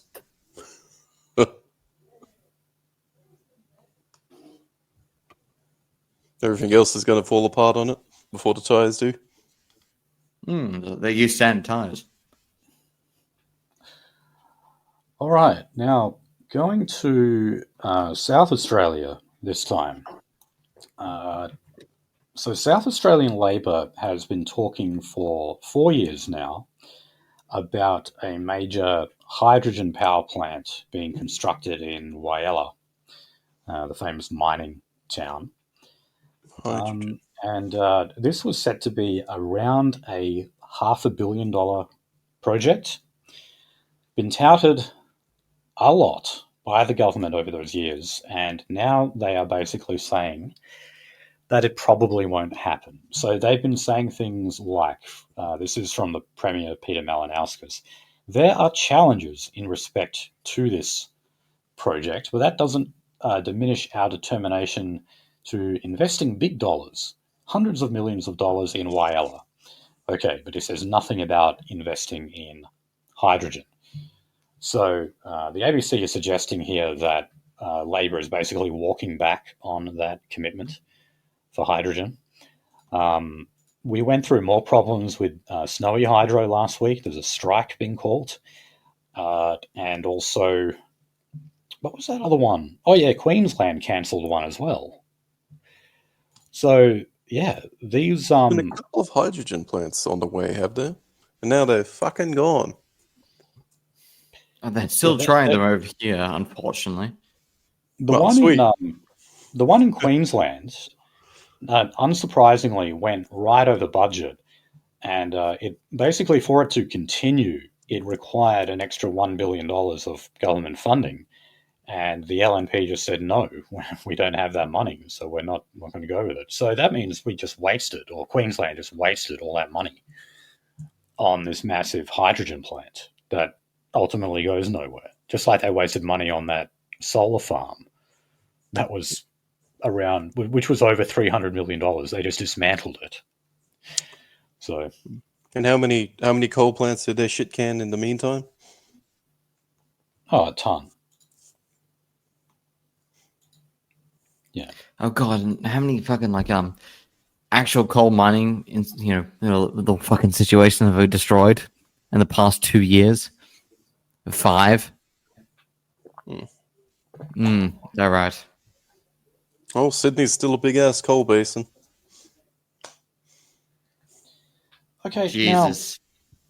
now, one of the ways, or basically, one of the ways, the only way anyone has been given any cost of living relief in terms of power prices going up is just in the form of credits given to you by the government. Now, a report has found that 6 in 10 Australians that are eligible for those discounts on their power bills are missing out. So they haven't taken advantage of it, or it hasn't been allocated to them, or whatever. They might just be ignorant that they're eligible for such. People might just be too bloody busy. Yeah, it could well be trying to earn the money to pay the fucking power bill. So when Labor, remember they had that promise of reducing power prices by $275 a year. Whenever someone from Labor is quizzed on that promise, they always just point to the fact that, they gave energy credits to people. Okay, well, it says here that 6 out of 10 people who are eligible for them aren't getting them. So you can't even really make that claim too assertively. Yeah, I mean, things like the big GST applying to everything, you could apply that to the companies and basically say, here you go, reduced by X amount. But putting it on people, doesn't seem to have worked. Okay, now finally, federal Labor have been warned of a bit of a revolt in mining electorates, particularly across New South Wales. This is basically because they're seen as anti-mining and too close to the Greens and Green groups. So they listed the government's attitude to the resource sector. These examples: blocking the McPhillamys gold mine, fewer well-paid regional jobs in a net zero economy, and the prospect of a Labor Greens alliance in a hung parliament if we were to have a minority government. Yeah, remember Adani, that coal mine? That created this enormous backlash against Labor in Queensland that effectively won the prime ministership for Scott Morrison, and Bill Shorten lost what some people called an unlosable election for Labor in 2019. Sure, it could definitely replicate itself in New South Wales. Although, historically, Queensland votes far more in favour of the coalition, at least at the federal level, than New South Wales does. Okay, let's move on to health. So we've got a new announcement from federal Labor. They're saying the public hospitals will be fully funded in a 1-year deal that commits an additional $1.7 billion to cut wait times and generally ease pressure on emergency departments. So that lifts the Commonwealth contribution by 12%. So that's a total of $33.91 billion in the next financial year. And the Health Minister, Mark Butler, said the government had run out of time to renew the 5-year funding deal between the Commonwealth and the states, so they're just moving unilaterally.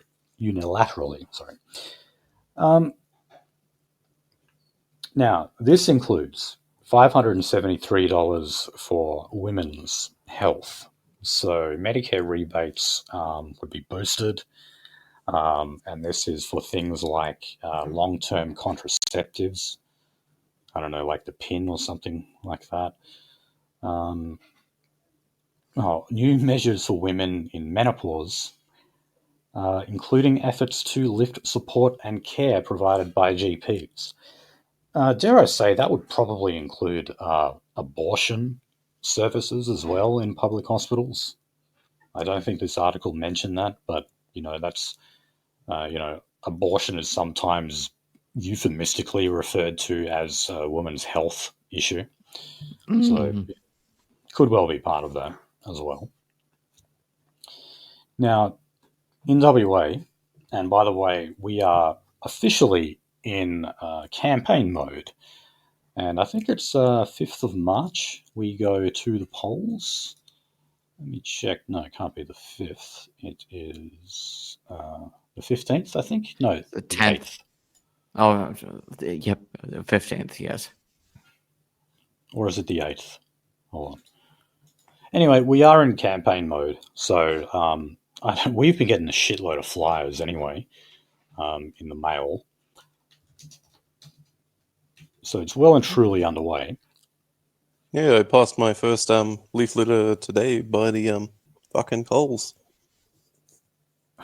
It's 8th of March. 8th of March, so only a month away. Not long at all. So both Labor and Liberal have committed to the health sector. Obviously, health is definitely a big issue in the States. It is still mainly a responsibility of the states, although the Commonwealth has, gradually sapped it over the years. So Labor's plan includes $97.3 million to modernise Royal Perth Hospital, which is said to be the busiest hospital in the country. And having visited a couple of times, I wouldn't be surprised if that was true. It always looks fucking chaotic whenever I've been in there to visit people and stuff. Sorry, what were you saying, Fluoride? Hey, congratulations on being the number one busy hospital. No stuffing around there. It's, in terms of hustle and bustle in Perth, that's about the only claim we can make, I think, to being on top. And the Liberals' plan includes $91 million to foot the bill for urgent care clinics and expands St. John Urgent Care. What is ramping anyway? Is that just a traffic jam into the emergency room? Yes. Functionally. Yeah, how long ambulances have to wait until they unload the patient? Basically, well, that can be daunting. If something really serious happens, a fucking pile up. Yeah. Okay, now we know about how Labor is basically kind of interfering in this investigation that Queensland have into hormone therapy or, gender reassignment surgery generally. But at the same time, so states decide whether or not... So the state government is supposed to decide whether or not public hospitals provide surgical abortions. Now, the federal government is not getting involved there. So when it comes to the states performing, let's say, in Victoria, you can actually get an abortion up to the age of 5 months of the fetus. The government doesn't do anything there to step in and, say, protect the rights of the child. It always seems to be one bloody way. Yeah. So the government is being accused of hypocrisy, and rightly so, for stepping in and, they want to seize the narrative on this whole trans debate from the Queensland government, I think. That's my theory behind it anyway. That they want to stack this investigation with their own experts and basically so that they can have an official report that says just gender reassignment surgery is not harmful and that puberty blockers should be prescribed to people under the age of 18. But yeah, when it comes to the rights of the unborn, Labor don't care. Well, I think they do care. I think it's very important to them. In the opposite way you're thinking, though. That's right, yes. Yeah, because, what the state states are doing is simply in line with what federal Labor support in terms of the right to have an abortion.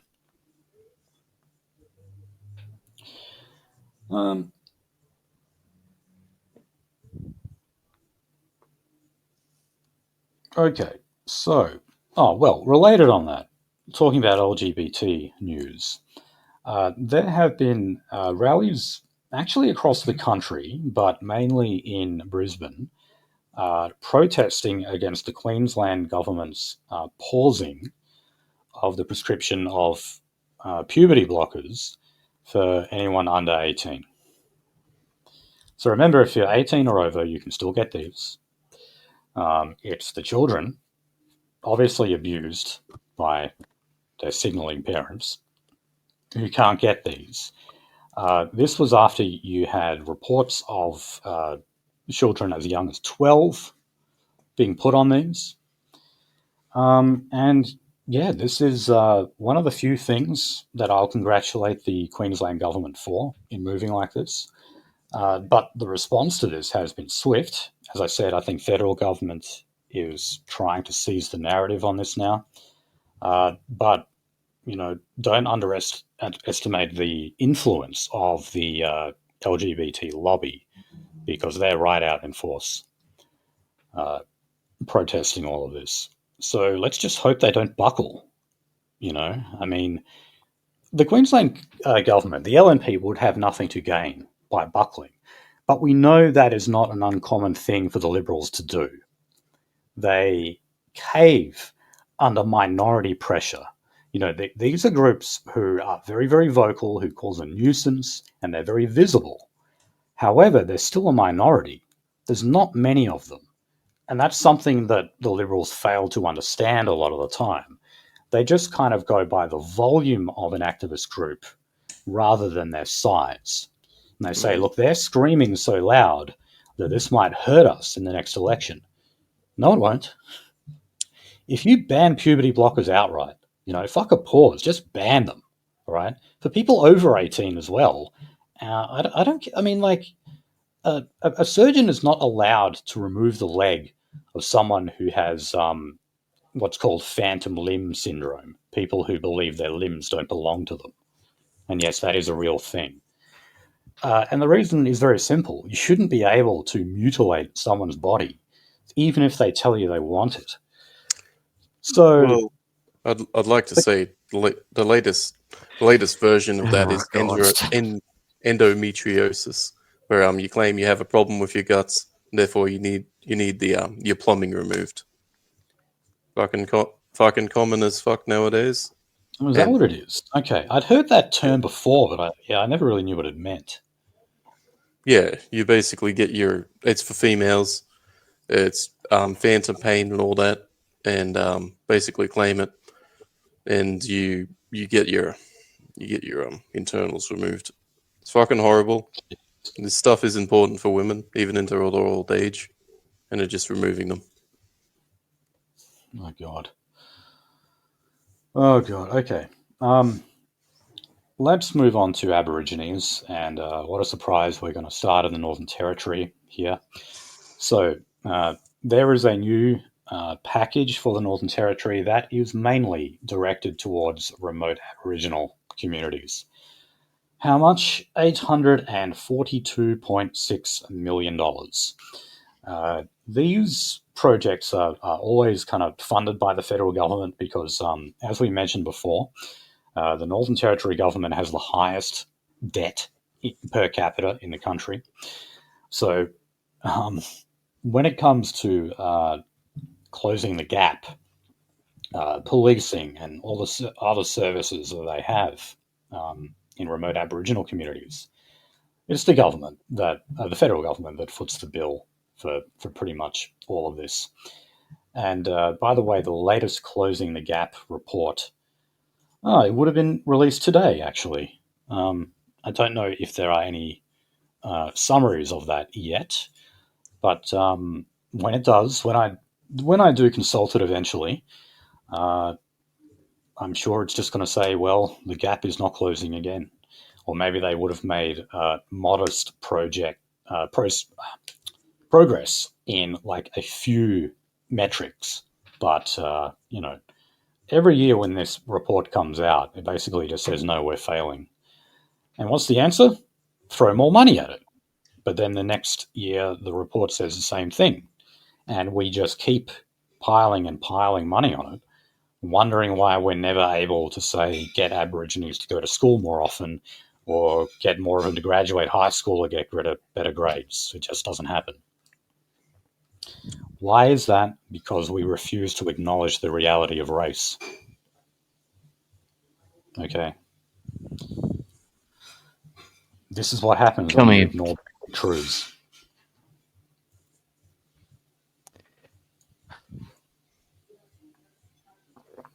All right, now, just one other story on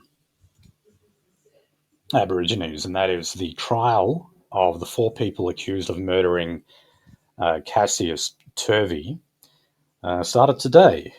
We're doing this on Monday, 10th of February. So all 4 of these people have pleaded not guilty. This is the one where it basically looked like there was mistaken identity. Cassius Turvey himself may not have been a shithead, but the people he hung out with were. And the area that he was walking through, there was a lot of crime that occurred there. And there were broken windows, I think, of a car. Like the car windows got smashed up. And basically someone thought Cassius Turvey was the one who did it. He was not targeted because of the color of his skin. There's just no evidence for that whatsoever. But anyway, we'll keep you on that. Okay. Yeah, maybe it's one of those blonde ones. It was hard for them to really tell. All right, so back to the Northern Territory. We're talking about crime here. We're still basically on Aboriginal news.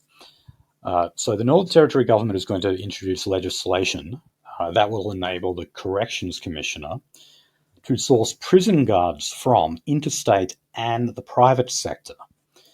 So this is because, 2 things. One, the prison population continues to soar in the Northern Territory.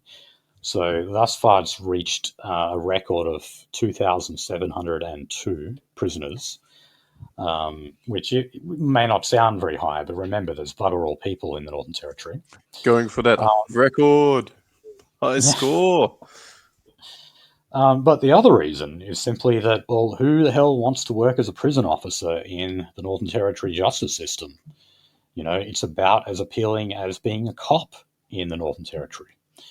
So desperate times call for desperate measures. They have to do, what the police had been doing, which is getting people from interstate. Remember, Zachary Rolfe, for example, was from Victoria. He wasn't from the Northern Territory. And like what they've had to do with security, they've had to hire also from the private sector. It's the only way to do it. And remember, if you don't have enough prison guards, what they do is they have what's called rolling lockdowns.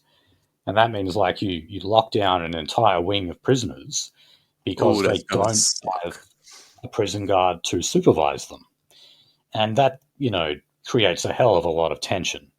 If during the hours you're not meant to be locked up, you're meant to be roaming the facility, but you're locked up, that pisses off a lot of people. Also, probably constitute a humanitarian crime. We follow those things, so not allowed to do that shit. Not allowed to just lock up somebody and have them locked up. They get their time in the yard. Yeah, plus the for government that doesn't amount think of it too. This isn't a case of them not thinking don't mistake this as being a case of them thinking they don't get to have time. Absolutely out of their hands with nobody to watch the bastards. Well, that's the thing. I mean, what choice do they have if they don't have enough staff? It's the only thing they can do. So, they're getting desperate now. Here's a kind of maybe a little white pill of view that maybe the Northern Territory is where bleeding hearts go to get mended. No. No, that's partly true. Remember the Howard government's intervention in 2007 in the Northern Territory?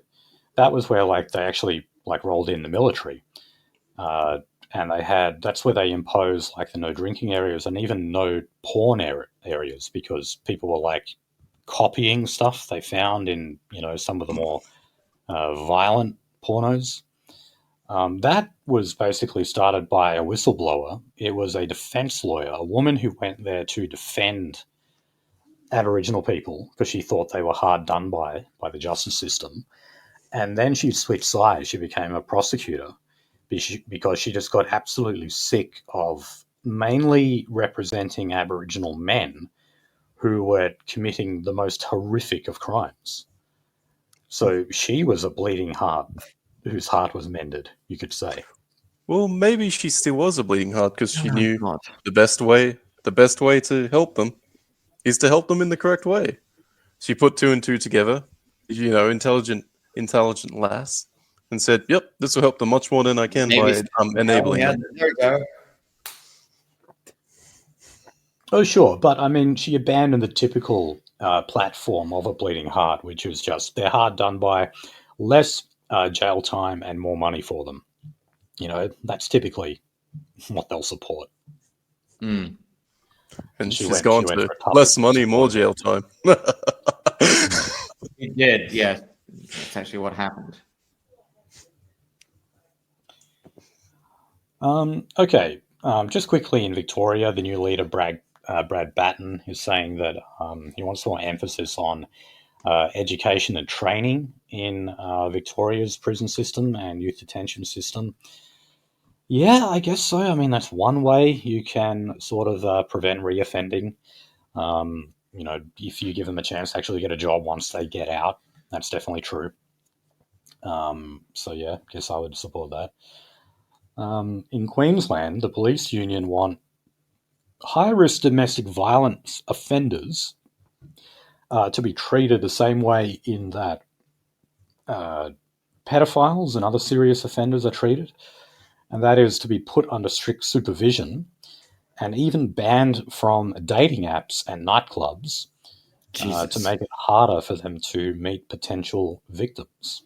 Wouldn't they just go on the ground? Under these changes supported by the police union, perpetrators would also have their phones tracked, and any alleged serious domestic violence offender who is granted bail would be electronically tracked via GPS. So yeah, there you go. Oh, that's normal in New South Wales. There you go. The bleeding edge of what we're doing to people. Yeah, that's because of the fucking Libs in New South Wales. In Queensland, it would probably be to do with the increasing African and Islander population that they've got going on there. And, I've said before that I am actually willing to believe that there is an increase in domestic violence in Australia. And I don't think it's any coincidence that we have had women's refuge centres exclusively for Indian women start to pop up around the country. Lord have mercy. So, yeah, while there may be an increase in it, not many people are talking about where that increase is coming from. Of course, the usual mob will say it's to do with toxic masculinity and sexism and stuff. No one talks about the fact that we're actually just importing people who are more likely to bash their wives. Fashion worse. All right. Moving on to drugs. Don't mind if I do. How about for 30K? Amber Jade Sanderson is urging people to avoid private mental health and drug and alcohol rehabilitation facilities. So we may have heard of late some of these private facilities that they take on a tough love approach. You guys heard of the Shalom Rehabilitation Center? No, that one went over my head. Oh god, it's not actually Jewish run. The Slave Center, yes, I love the Slave Center. I love Yeah. living above the slave center a little bit. So it's run by a guy who used to be involved in organized crime, like he's done jail time. You could arguably say that he's still involved in organized crime. His clientele are the victims of it. Yeah.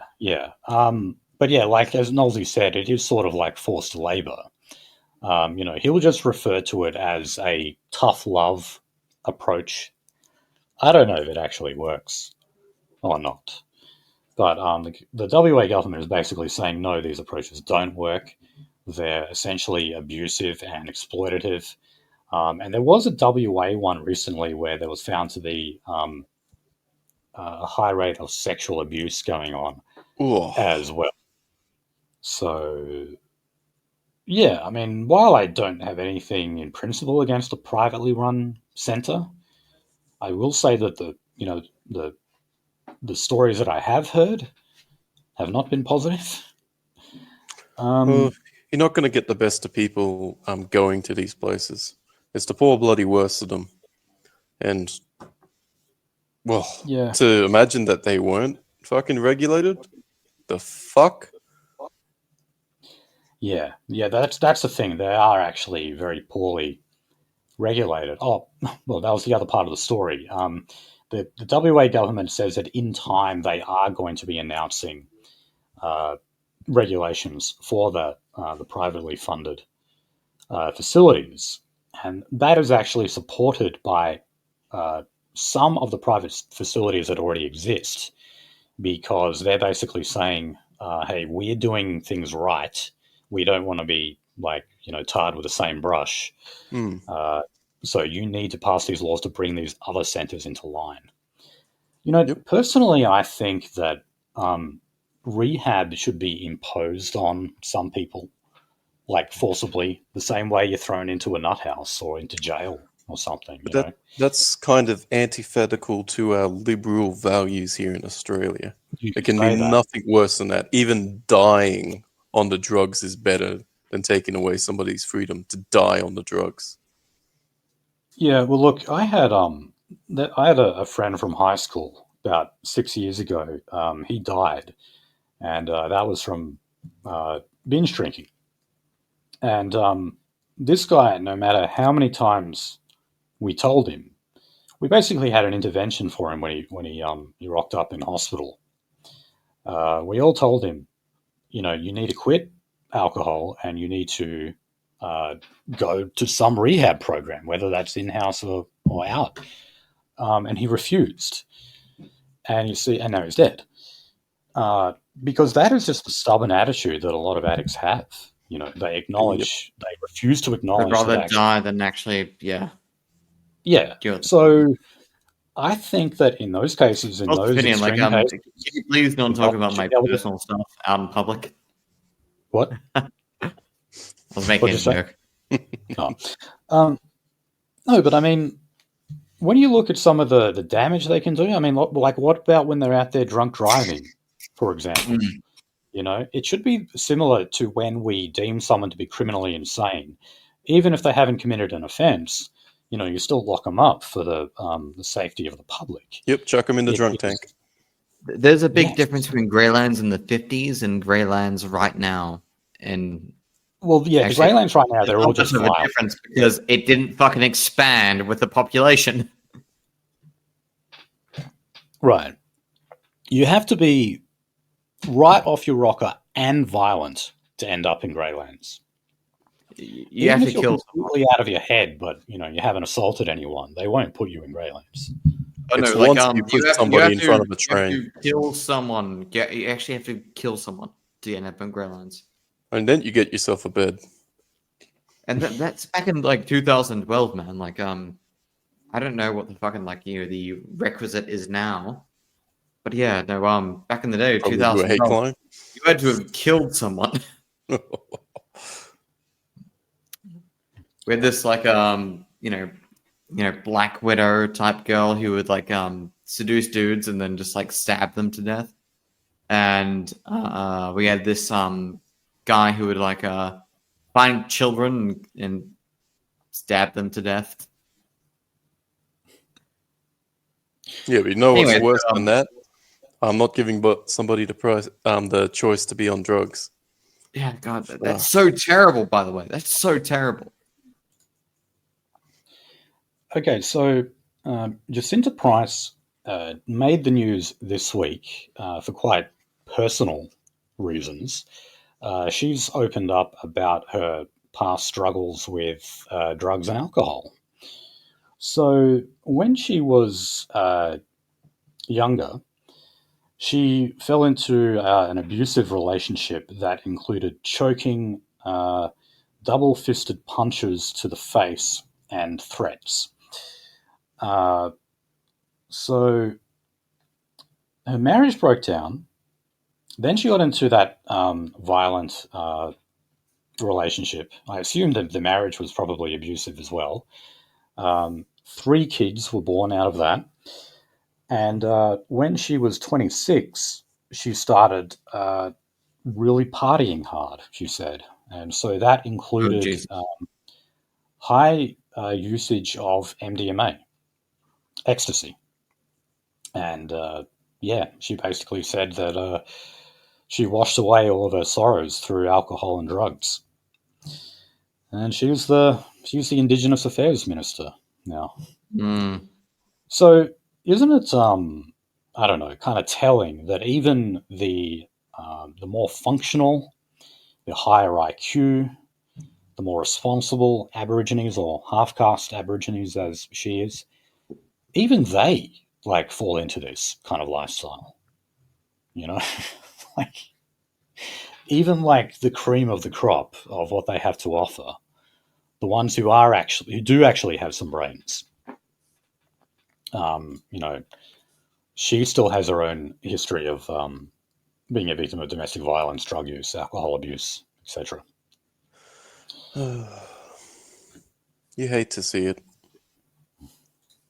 Kind of wish the best for other people's and them to be on their way. But the more we learn about other people's, the more sad we see. Mm. Okay, on to the federal election, which probably will be announced for May this year. So the former Liberal Party member for Monash, Russell Broadbent, is going to be contesting that seat as an independent. So he did quit the Liberal Party when he lost his pre-selection in 2023. He said that he lost that pre-selection because he was against the vaccine mandate and also because of his age. He is 74, so I don't know. That, when you look at what Joe Biden descended into, I'm sorry, but age should be taken into account. Didn't you see him wink that one time? He knew what he was doing. He knew what he did. Yes. Okay, and the conservative activist group Advance, they've been distributing flyers against the independent Alex Dyson. So these are flyers suggesting that he is really a greenie. He might as well join the Greens Party. You've got a picture of him like chopped where he's opening up his shirt like Superman, and underneath there's a Greens t-shirt. Well, you know what? I got to say I haven't backgrounded this guy, but I'm going to go out on a limb and say Advance are correct here. Because the one thing I do know about Alex Dyson is that he is a former Triple J presenter. Ooh. So I can't imagine what else he would be. And what's funny is that the reason why they've been distributing these flyers now is because they reckon that under electoral rules, such flyers would be deemed illegal during a campaign cycle. Because that's where you've got like stricter regulations that come into effect about truth in political advertising, that kind of thing. So they have to get in early. I mean, those good memorable propaganda campaigns, they'll do their damage even if they were found to be illegal. bloody effective to suddenly shock people with, oh, I remember that guy. He's got a green shirt underneath. I don't like the Greens. And wham, bam, thank you, ma'am. Poison them. Even if it's right. Yeah. But I mean, there's a lot of examples of that. Like Andrew Wilkie. God, I forget what his electorate is. I know he's from Tasmania. You look at his voting platform, it's like right in line with the Greens. It's a very common thing. Lydia Thorpe, even though she left the Greens, her policies are still pretty much in line. She's just slightly more militant on Aboriginal issues. Okay, to the WA election. As I said, the campaign is officially underway now. And what's interesting is that in Labor's leaflets and advertising material, there's a noticeable absence of Anthony Albanese. Now, it's very common. Doesn't bode well. Yeah, so, I mean, it's very common for state leaders to go out there with the federal leader and shake hands and smile and kiss babies and all that kind of stuff, so long as that federal leader is popular. So when we look at the news polls, it said half of voters in Western Australia believe Anthony Albanese does not deserve to be re-elected. 35% of voters polled in WA agreed that the Albanese government should be re-elected, with 50% saying it was time to give someone else a go. Now, Roger Cook, on the other hand, has very favourable ratings. Labor lead 56 to the Coalition's 44. Now, by those numbers, the Liberal Party would regain some of the seats that they lost in the last election. However, that would still, by those numbers, that would still be a landslide victory for Labor. So Roger Cook is basically going alone when it comes to advertising and marketing, and pushing Albo out of the picture. Well, let's see what his promises are. Now, a figure who has been appearing in Labor's political advertising is Basil Zemplis. Now, the reason for this is because he is often touted as the future leader. But not just that. There were calls for him to actually... future leader in 2008. Yeah, but remember also there was an idea to run him as leader outside the parliament. You remember that? So, officially, Libby Metten would still be the leader, but there would be an arrangement where when the Liberals win government and Basil Zemplis enters Parliament, he would automatically become Premier. And it's been done before. They did it in Queensland. That's how Campbell Newman became Premier. It's a very unorthodox approach, but it is not without precedent. But anyway, that is what Labor is attacking them on. They're basically saying, Libby Metten can't, would always have the shadow of Basil Zemplis cast over her. And, we know that he's going to run, and I don't think there's any question he will become opposition leader in the next term of Parliament. That'll definitely happen. Okay, now, more than 10% of Western Australians aged 18 to 30, so the youth vote, are not enrolled to vote. So that is thousands of people around the state who are giving away their right to vote. And their money. Now, that's in comparison, 99% of people over 70 are enrolled to vote. Now, this was a new survey put out by the ABC, and the reason they're giving for it is a lack of interest in politics, confusion about how to enroll, which includes re-enroll when you're relocating, and also just a general distrust in politicians. Good to see it. So, I mean, that just looks like apathy. People don't care. They're not politically engaged. And I mean, I'd say the reason for that would just be because they think that no matter who you vote for, you're going to get more of the same. And, all right. Yeah, but if you don't politically vote for more of the I same, can't blame you for that. yeah, if you don't vote for more of the same, still get fined. Not if you're not enrolled. Nothing will happen if you're not enrolled. Oh, so it's a If kind of a you're enrolled, financial decision. yeah, if you're enrolled and you fail to vote, yeah, then you'll get fined. It's very easy to get out of that fine, by the way. That's all I'll say on that. But yeah, and I mean, also, if you Will not elaborate. once you get the ballot paper, remember you can write whatever the hell you want on it. You know, Right, Dix, Himmler. but yeah, people do that. People used to vote for Aggro. If you remember the puppet off that Aggro's cartoon connection. Aggro the Muppet. Yeah, people used to like draw a box in for him and vote for him. Imagine the big reason the sex party got their big votes is because lol sex. Oh, you just reminded me. I didn't put this in the prep, but their leader, Fiona Patton,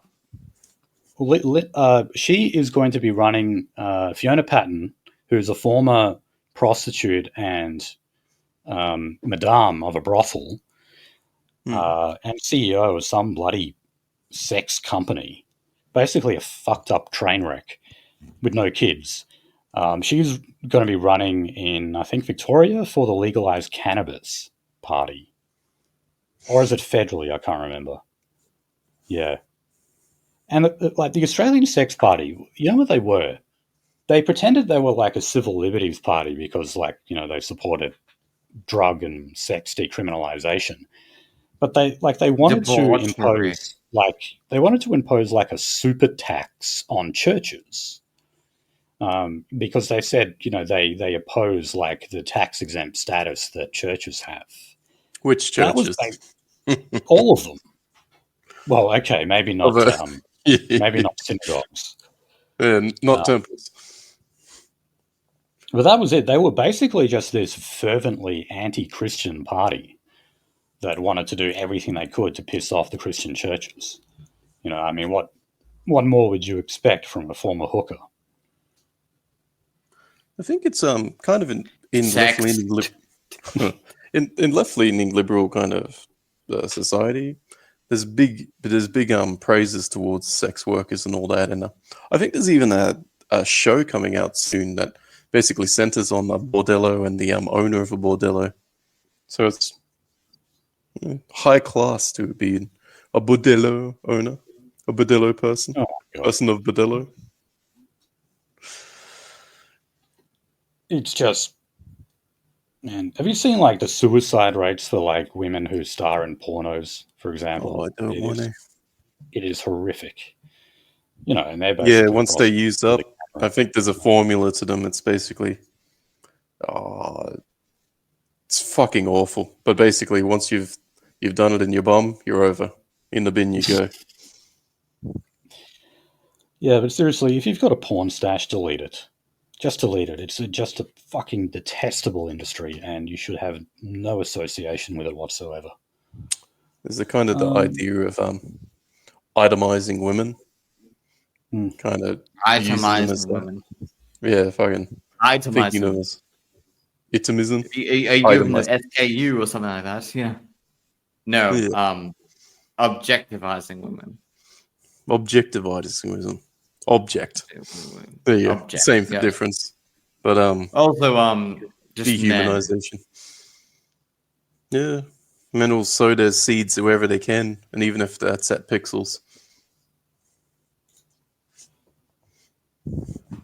Yes. And just quickly, I was going to say, don't forget that in this election, this is the first time our upper house will be voting for one single mass district. Now, what that means is usually the upper house votes for regions of your state. and it usually is not based on population. It's based on geography and also things like economic contribution. If you were to sum it up, it's basically so that regional voters get a bit more of a say in the upper house. Oh, kind of like in the US? Kind of like where they had a fear for the tyranny of the majority? Yeah, kind of. I think you mean the electoral college system. Like, yeah, because if it was just the popular vote, New York and California would decide every election, right? Yeah. So, they divide it up in terms of each state gets a certain amount of electoral college votes. The exact same idea applies to the Australian Federal Senate. Obviously, the population of Victoria is a lot bigger than the population of Tasmania. However, both states have 12 senators. So that's the idea, that you avoid the tyranny of the majority. That's been completely abolished in WA now. So we just have one district, and votes are just those who win the positions in Parliament. It's just one on the proportion of votes. That's all. It's not divided into regions anymore. So that means we will have far less regional representation. And, I would argue that WA is the state where we need that the most. Yeah. Considering that, for example, about 1/3 of the country's GST comes from regional WA because of our mining sector. I believe that over 50% of the WA government's budget also comes from the mining sector. It's also the biggest employer in the state. There's many, many reasons why I could say that. You could also argue that considering we have such a high number of FIFO workers, that the population of those regional areas is actually higher than what it is on paper, considering the typical FIFO worker actually spends more time there than they do in their home back in Perth. So, yeah, there's a lot of reasons why. Yes. There's your Department of Efficiency in order. Fuck. Oh, yeah. No, it's just Perth, man. This place is, okay. Let's go to the two by-elections that we've had in Victoria. So the Prahran by-election, I think I'm finally saying that correctly. This was what? Prahran. Prahran, okay. No, I haven't any clue. I'm just trying to spell it. No, I'm pretty sure it's Prahran. That's the way I heard people on TV saying it. Anyway, I watched the conference with Brad Batten and the woman who won it. Where is her name? Rachel Westaway, who said she is a woman of diversity and a proud Asian Australian, by the way. She was quick to point out that doesn't matter, yet she mentioned it anyway. Yeah, I'm gonna bring up something that doesn't matter. Yeah. I hate it when people do that. It's like, if it didn't matter, you just wouldn't say anything about it, for Christ's sake. It matters because you care. So this seat was a Greens seat. It was held by, I'm sorry, I forget his name, but he had to resign because he tried to kiss one of his staffers. I said at the time that, that doesn't necessarily constitute, like sexual harassment or whatever, No, I mean, for the age, yes, but like, it's a personal thing, but no, it doesn't. No, I mean, if you kept trying, it would. But like, if you did it once and you got knocked back, no, that's not. Isn't it an S? What? Is it an S? I can't hear what you're saying. I was going to say, is it an S? Isn't it? What are you talking about? The start of his name. I don't know. Fuck it. Anyway. Sometimes kissing is cultural. I know it's big in Italian. Fucking very affectionate. It's probably one of the most grotty things you can do with your mouth. Yeah, but I think he went to the Libs. You're talking about like the only fucking Northern European podcast in the entire fucking space of XXXWNX.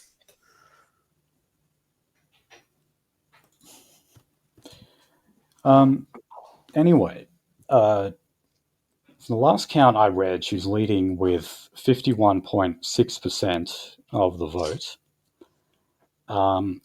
And what was a massive issue in this election was actually crime.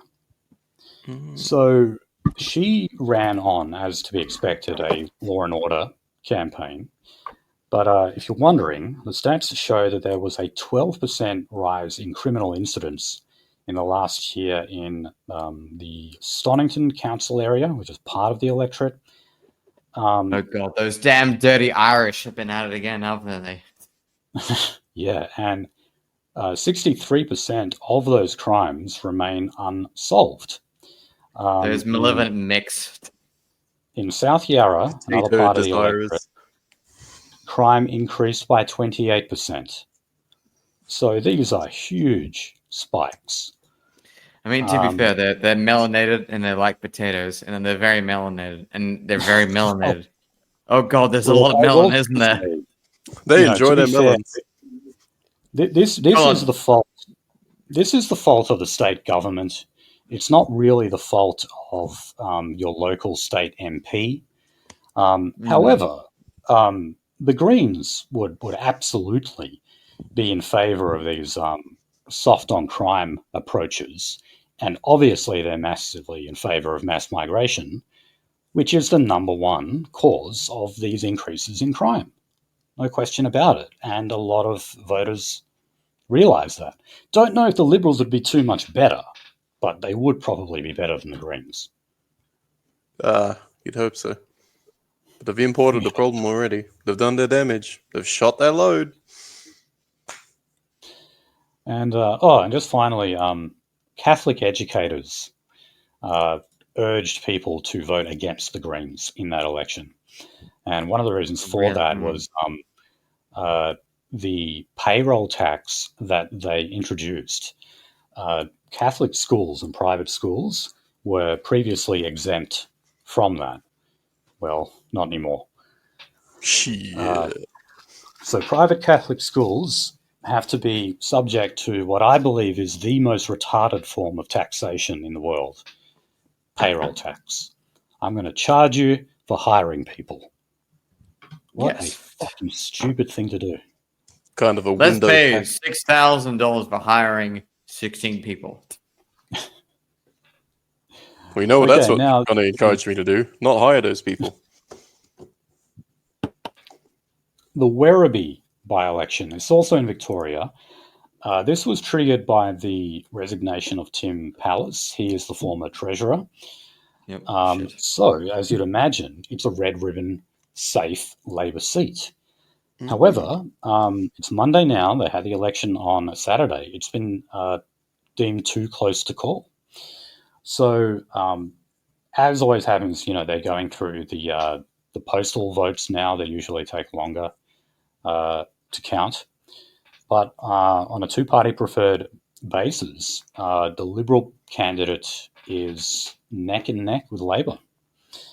Now even if Labor do scrape in with this, that's still a pretty damning result for Labor, because remember, this is a safe seat of a former treasurer. That should be a shoe-in.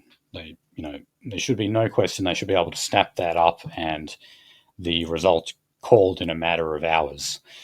But no, it's actually pretty close. Which makes me wonder, do the Libs actually have a chance in the next Victorian election?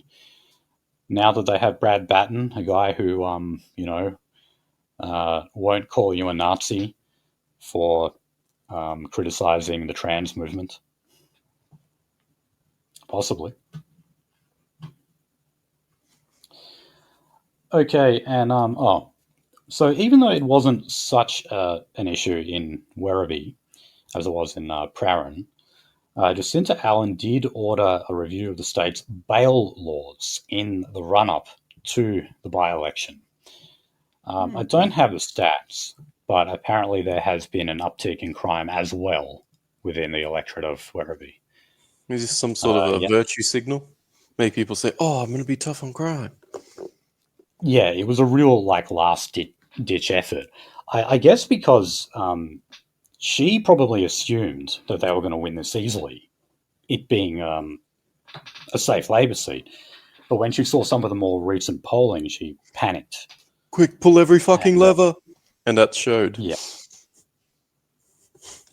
Yeah, that's right. So that was introduced 4 days prior to the election. So yeah, talk about last minute. Took her fucking time. Oh, okay. On the WA Libs, oh God, we're only ever going to talk about Basil. So Basil Zemplis has been ordered to apologise for blurring the line between two positions using his mayoral Facebook account to promote his WA election campaign. You are not allowed to do that under election laws. He can have his own Facebook page for his WA election campaign, but he can't cross the two over. He can't use his mayoral Facebook page to promote the WA election campaign. So naughty boy, Basil. So you can't just have, a pinned comment saying here in Western Australia and all that. He wanted to really show that he's got this many people on his Facebook account. Really show that off. Yeah. Might have been it. And it is kind of a silly law, I think. I understand we need rules about this, but that... Weird separations, but they probably have a good bloody reason for it. Who knows? Yeah. Okay, so in New South Wales, unfortunately, the Transport Minister, Jo Halen, has not been able to hang on to her ministry. She finally resigned over the use of taxpayer-funded drivers for private trips. It was deemed that she used these legally, so there was nothing illegal about it. However, it did seem to be excessive, considering most ministers find their own transport for such affairs. So, Chris Minns tried to save her. He issued statements in support of her, but wasn't enough. Pressure got to her. On foreign aid, we have announced yet another foreign aid package to Papua New Guinea, this time in the form of a $570 million loan. So this is actually the fifth loan that Australia has made to PNG since 2020, and that takes our total budget support to PNG to $3.1 billion since COVID, and God knows what it is prior to that.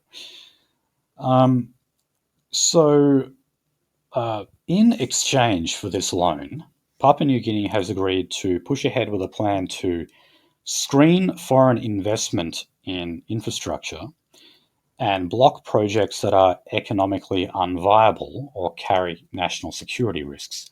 In other words, they're not allowed to use the money to carelessly invest in infrastructure projects or other projects that are poorly managed, right? So what's happened is that we've given them all this money. They've pissed it up, or they've made a bad investment in some infrastructure project, and then they turn around and they ask us for more money. So this time we have said to them, okay, you can have it, but you've got to actually be careful with it this time. Look, Finny, I need more fucking money for my gay orgy fucking oil fund. He needs to be properly lubed. Of course. So, is this kind of swinging? Is this keeping the Papua New Guineans on our side rather than China's side, and they're having a laugh? It's a diplomatic problem, Where's my fucking dividends from all this investment? I was joking, but unfortunately, I was dealing with the Irish. Those terrible people. There's the godforsaken people, the Irish. Absolutely. God damn Ireland, home of the sodomite damned. No, that's it. Oh God, are you doing a Fred Phelps? Yeah, we're doing that. Oh my God. He always brings a Okay, smile to my face. 2 stories to round out the episode. So apparently a lot of students in Australian schools are lacking a basic understanding of Australian democracy. For example, they think that we have a president rather than a prime minister. That's just one example. So there was a joint standing committee on electoral matters. So this is just like a federal committee looking into this. And they said that young Australians are falling for fake news on social media. I would also say it's just general apathy, like what we covered for young voters in WA. But anyway, they have called for mandatory civics classes for all students in years 11 and 12. What is a civics class? Just teaching you how the parliamentary system works, I guess. And we're not going to do that to How the the earlier government years? works. Well, I mean, don't they teach you that in social studies or whatever they call it these days? Social studies doesn't exist anymore. What's it called Got now? 'em. It's functionally like, Negro studies. Well, but what do you know what they call it now? Social studies. No, but because I know for a while in WA they were calling it society and environment, and then I think it changed to something else. I don't know, but anyway, yeah, I don't see the need for additional classes if you're supposed to be learning it in those classes. You know, like, yeah, I just say, like, why kind of double up on it? And maybe if you don't know things like that by the time you're in year 11 and 12, you don't deserve to vote. Well, yeah, 11 and 12, it's a bit late in. Yeah. Okay, and finally, we have a WA MP who used to be a member of the Labor Party. He was then found to have made around 35 breaches of a domestic violence order. Jesus. In other He's going words, for a high score himself. he was bashing his wife. So he was kicked out of the Labor Party. Then, for whatever reason, One Nation took him on. They ended up kicking him out as well. I forget what that was for. Anyway, It was a he now bold sits move, as Cotton.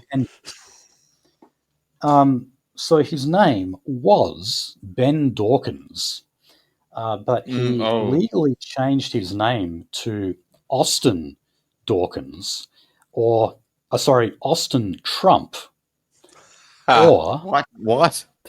Aussie Trump for short. So his legal name is Austin Trump now. He legally changed it. Maybe he just didn't want people to know that he's Ben Dawkins, the guy who repeatedly bashed his wife. I don't know, but I mean, it's quite a gimmick. Maybe And, that'll be a going good to idea. Did a lawyer suggest it? To make yourself more famously sounding? For fuck's sake. Well, I think it's clear that this guy is just not mentally stable. So I'm guessing this was an independent decision. And going by the feedback on social media, etc., people just think this guy is a big idiot. And he was pretty much guaranteed to lose his seat come March. Good. Alrighty. Well, that is where we will leave it, folks. All right. Thanks for joining us. Remember, all our stuff is at theroaster.biz. If you're feeling generous, you can donate if you go to theroaster.biz/donate. And we have got a few contributions, so thank you very much to those who have put in. And yeah, thanks for joining us, and we'll see you next week.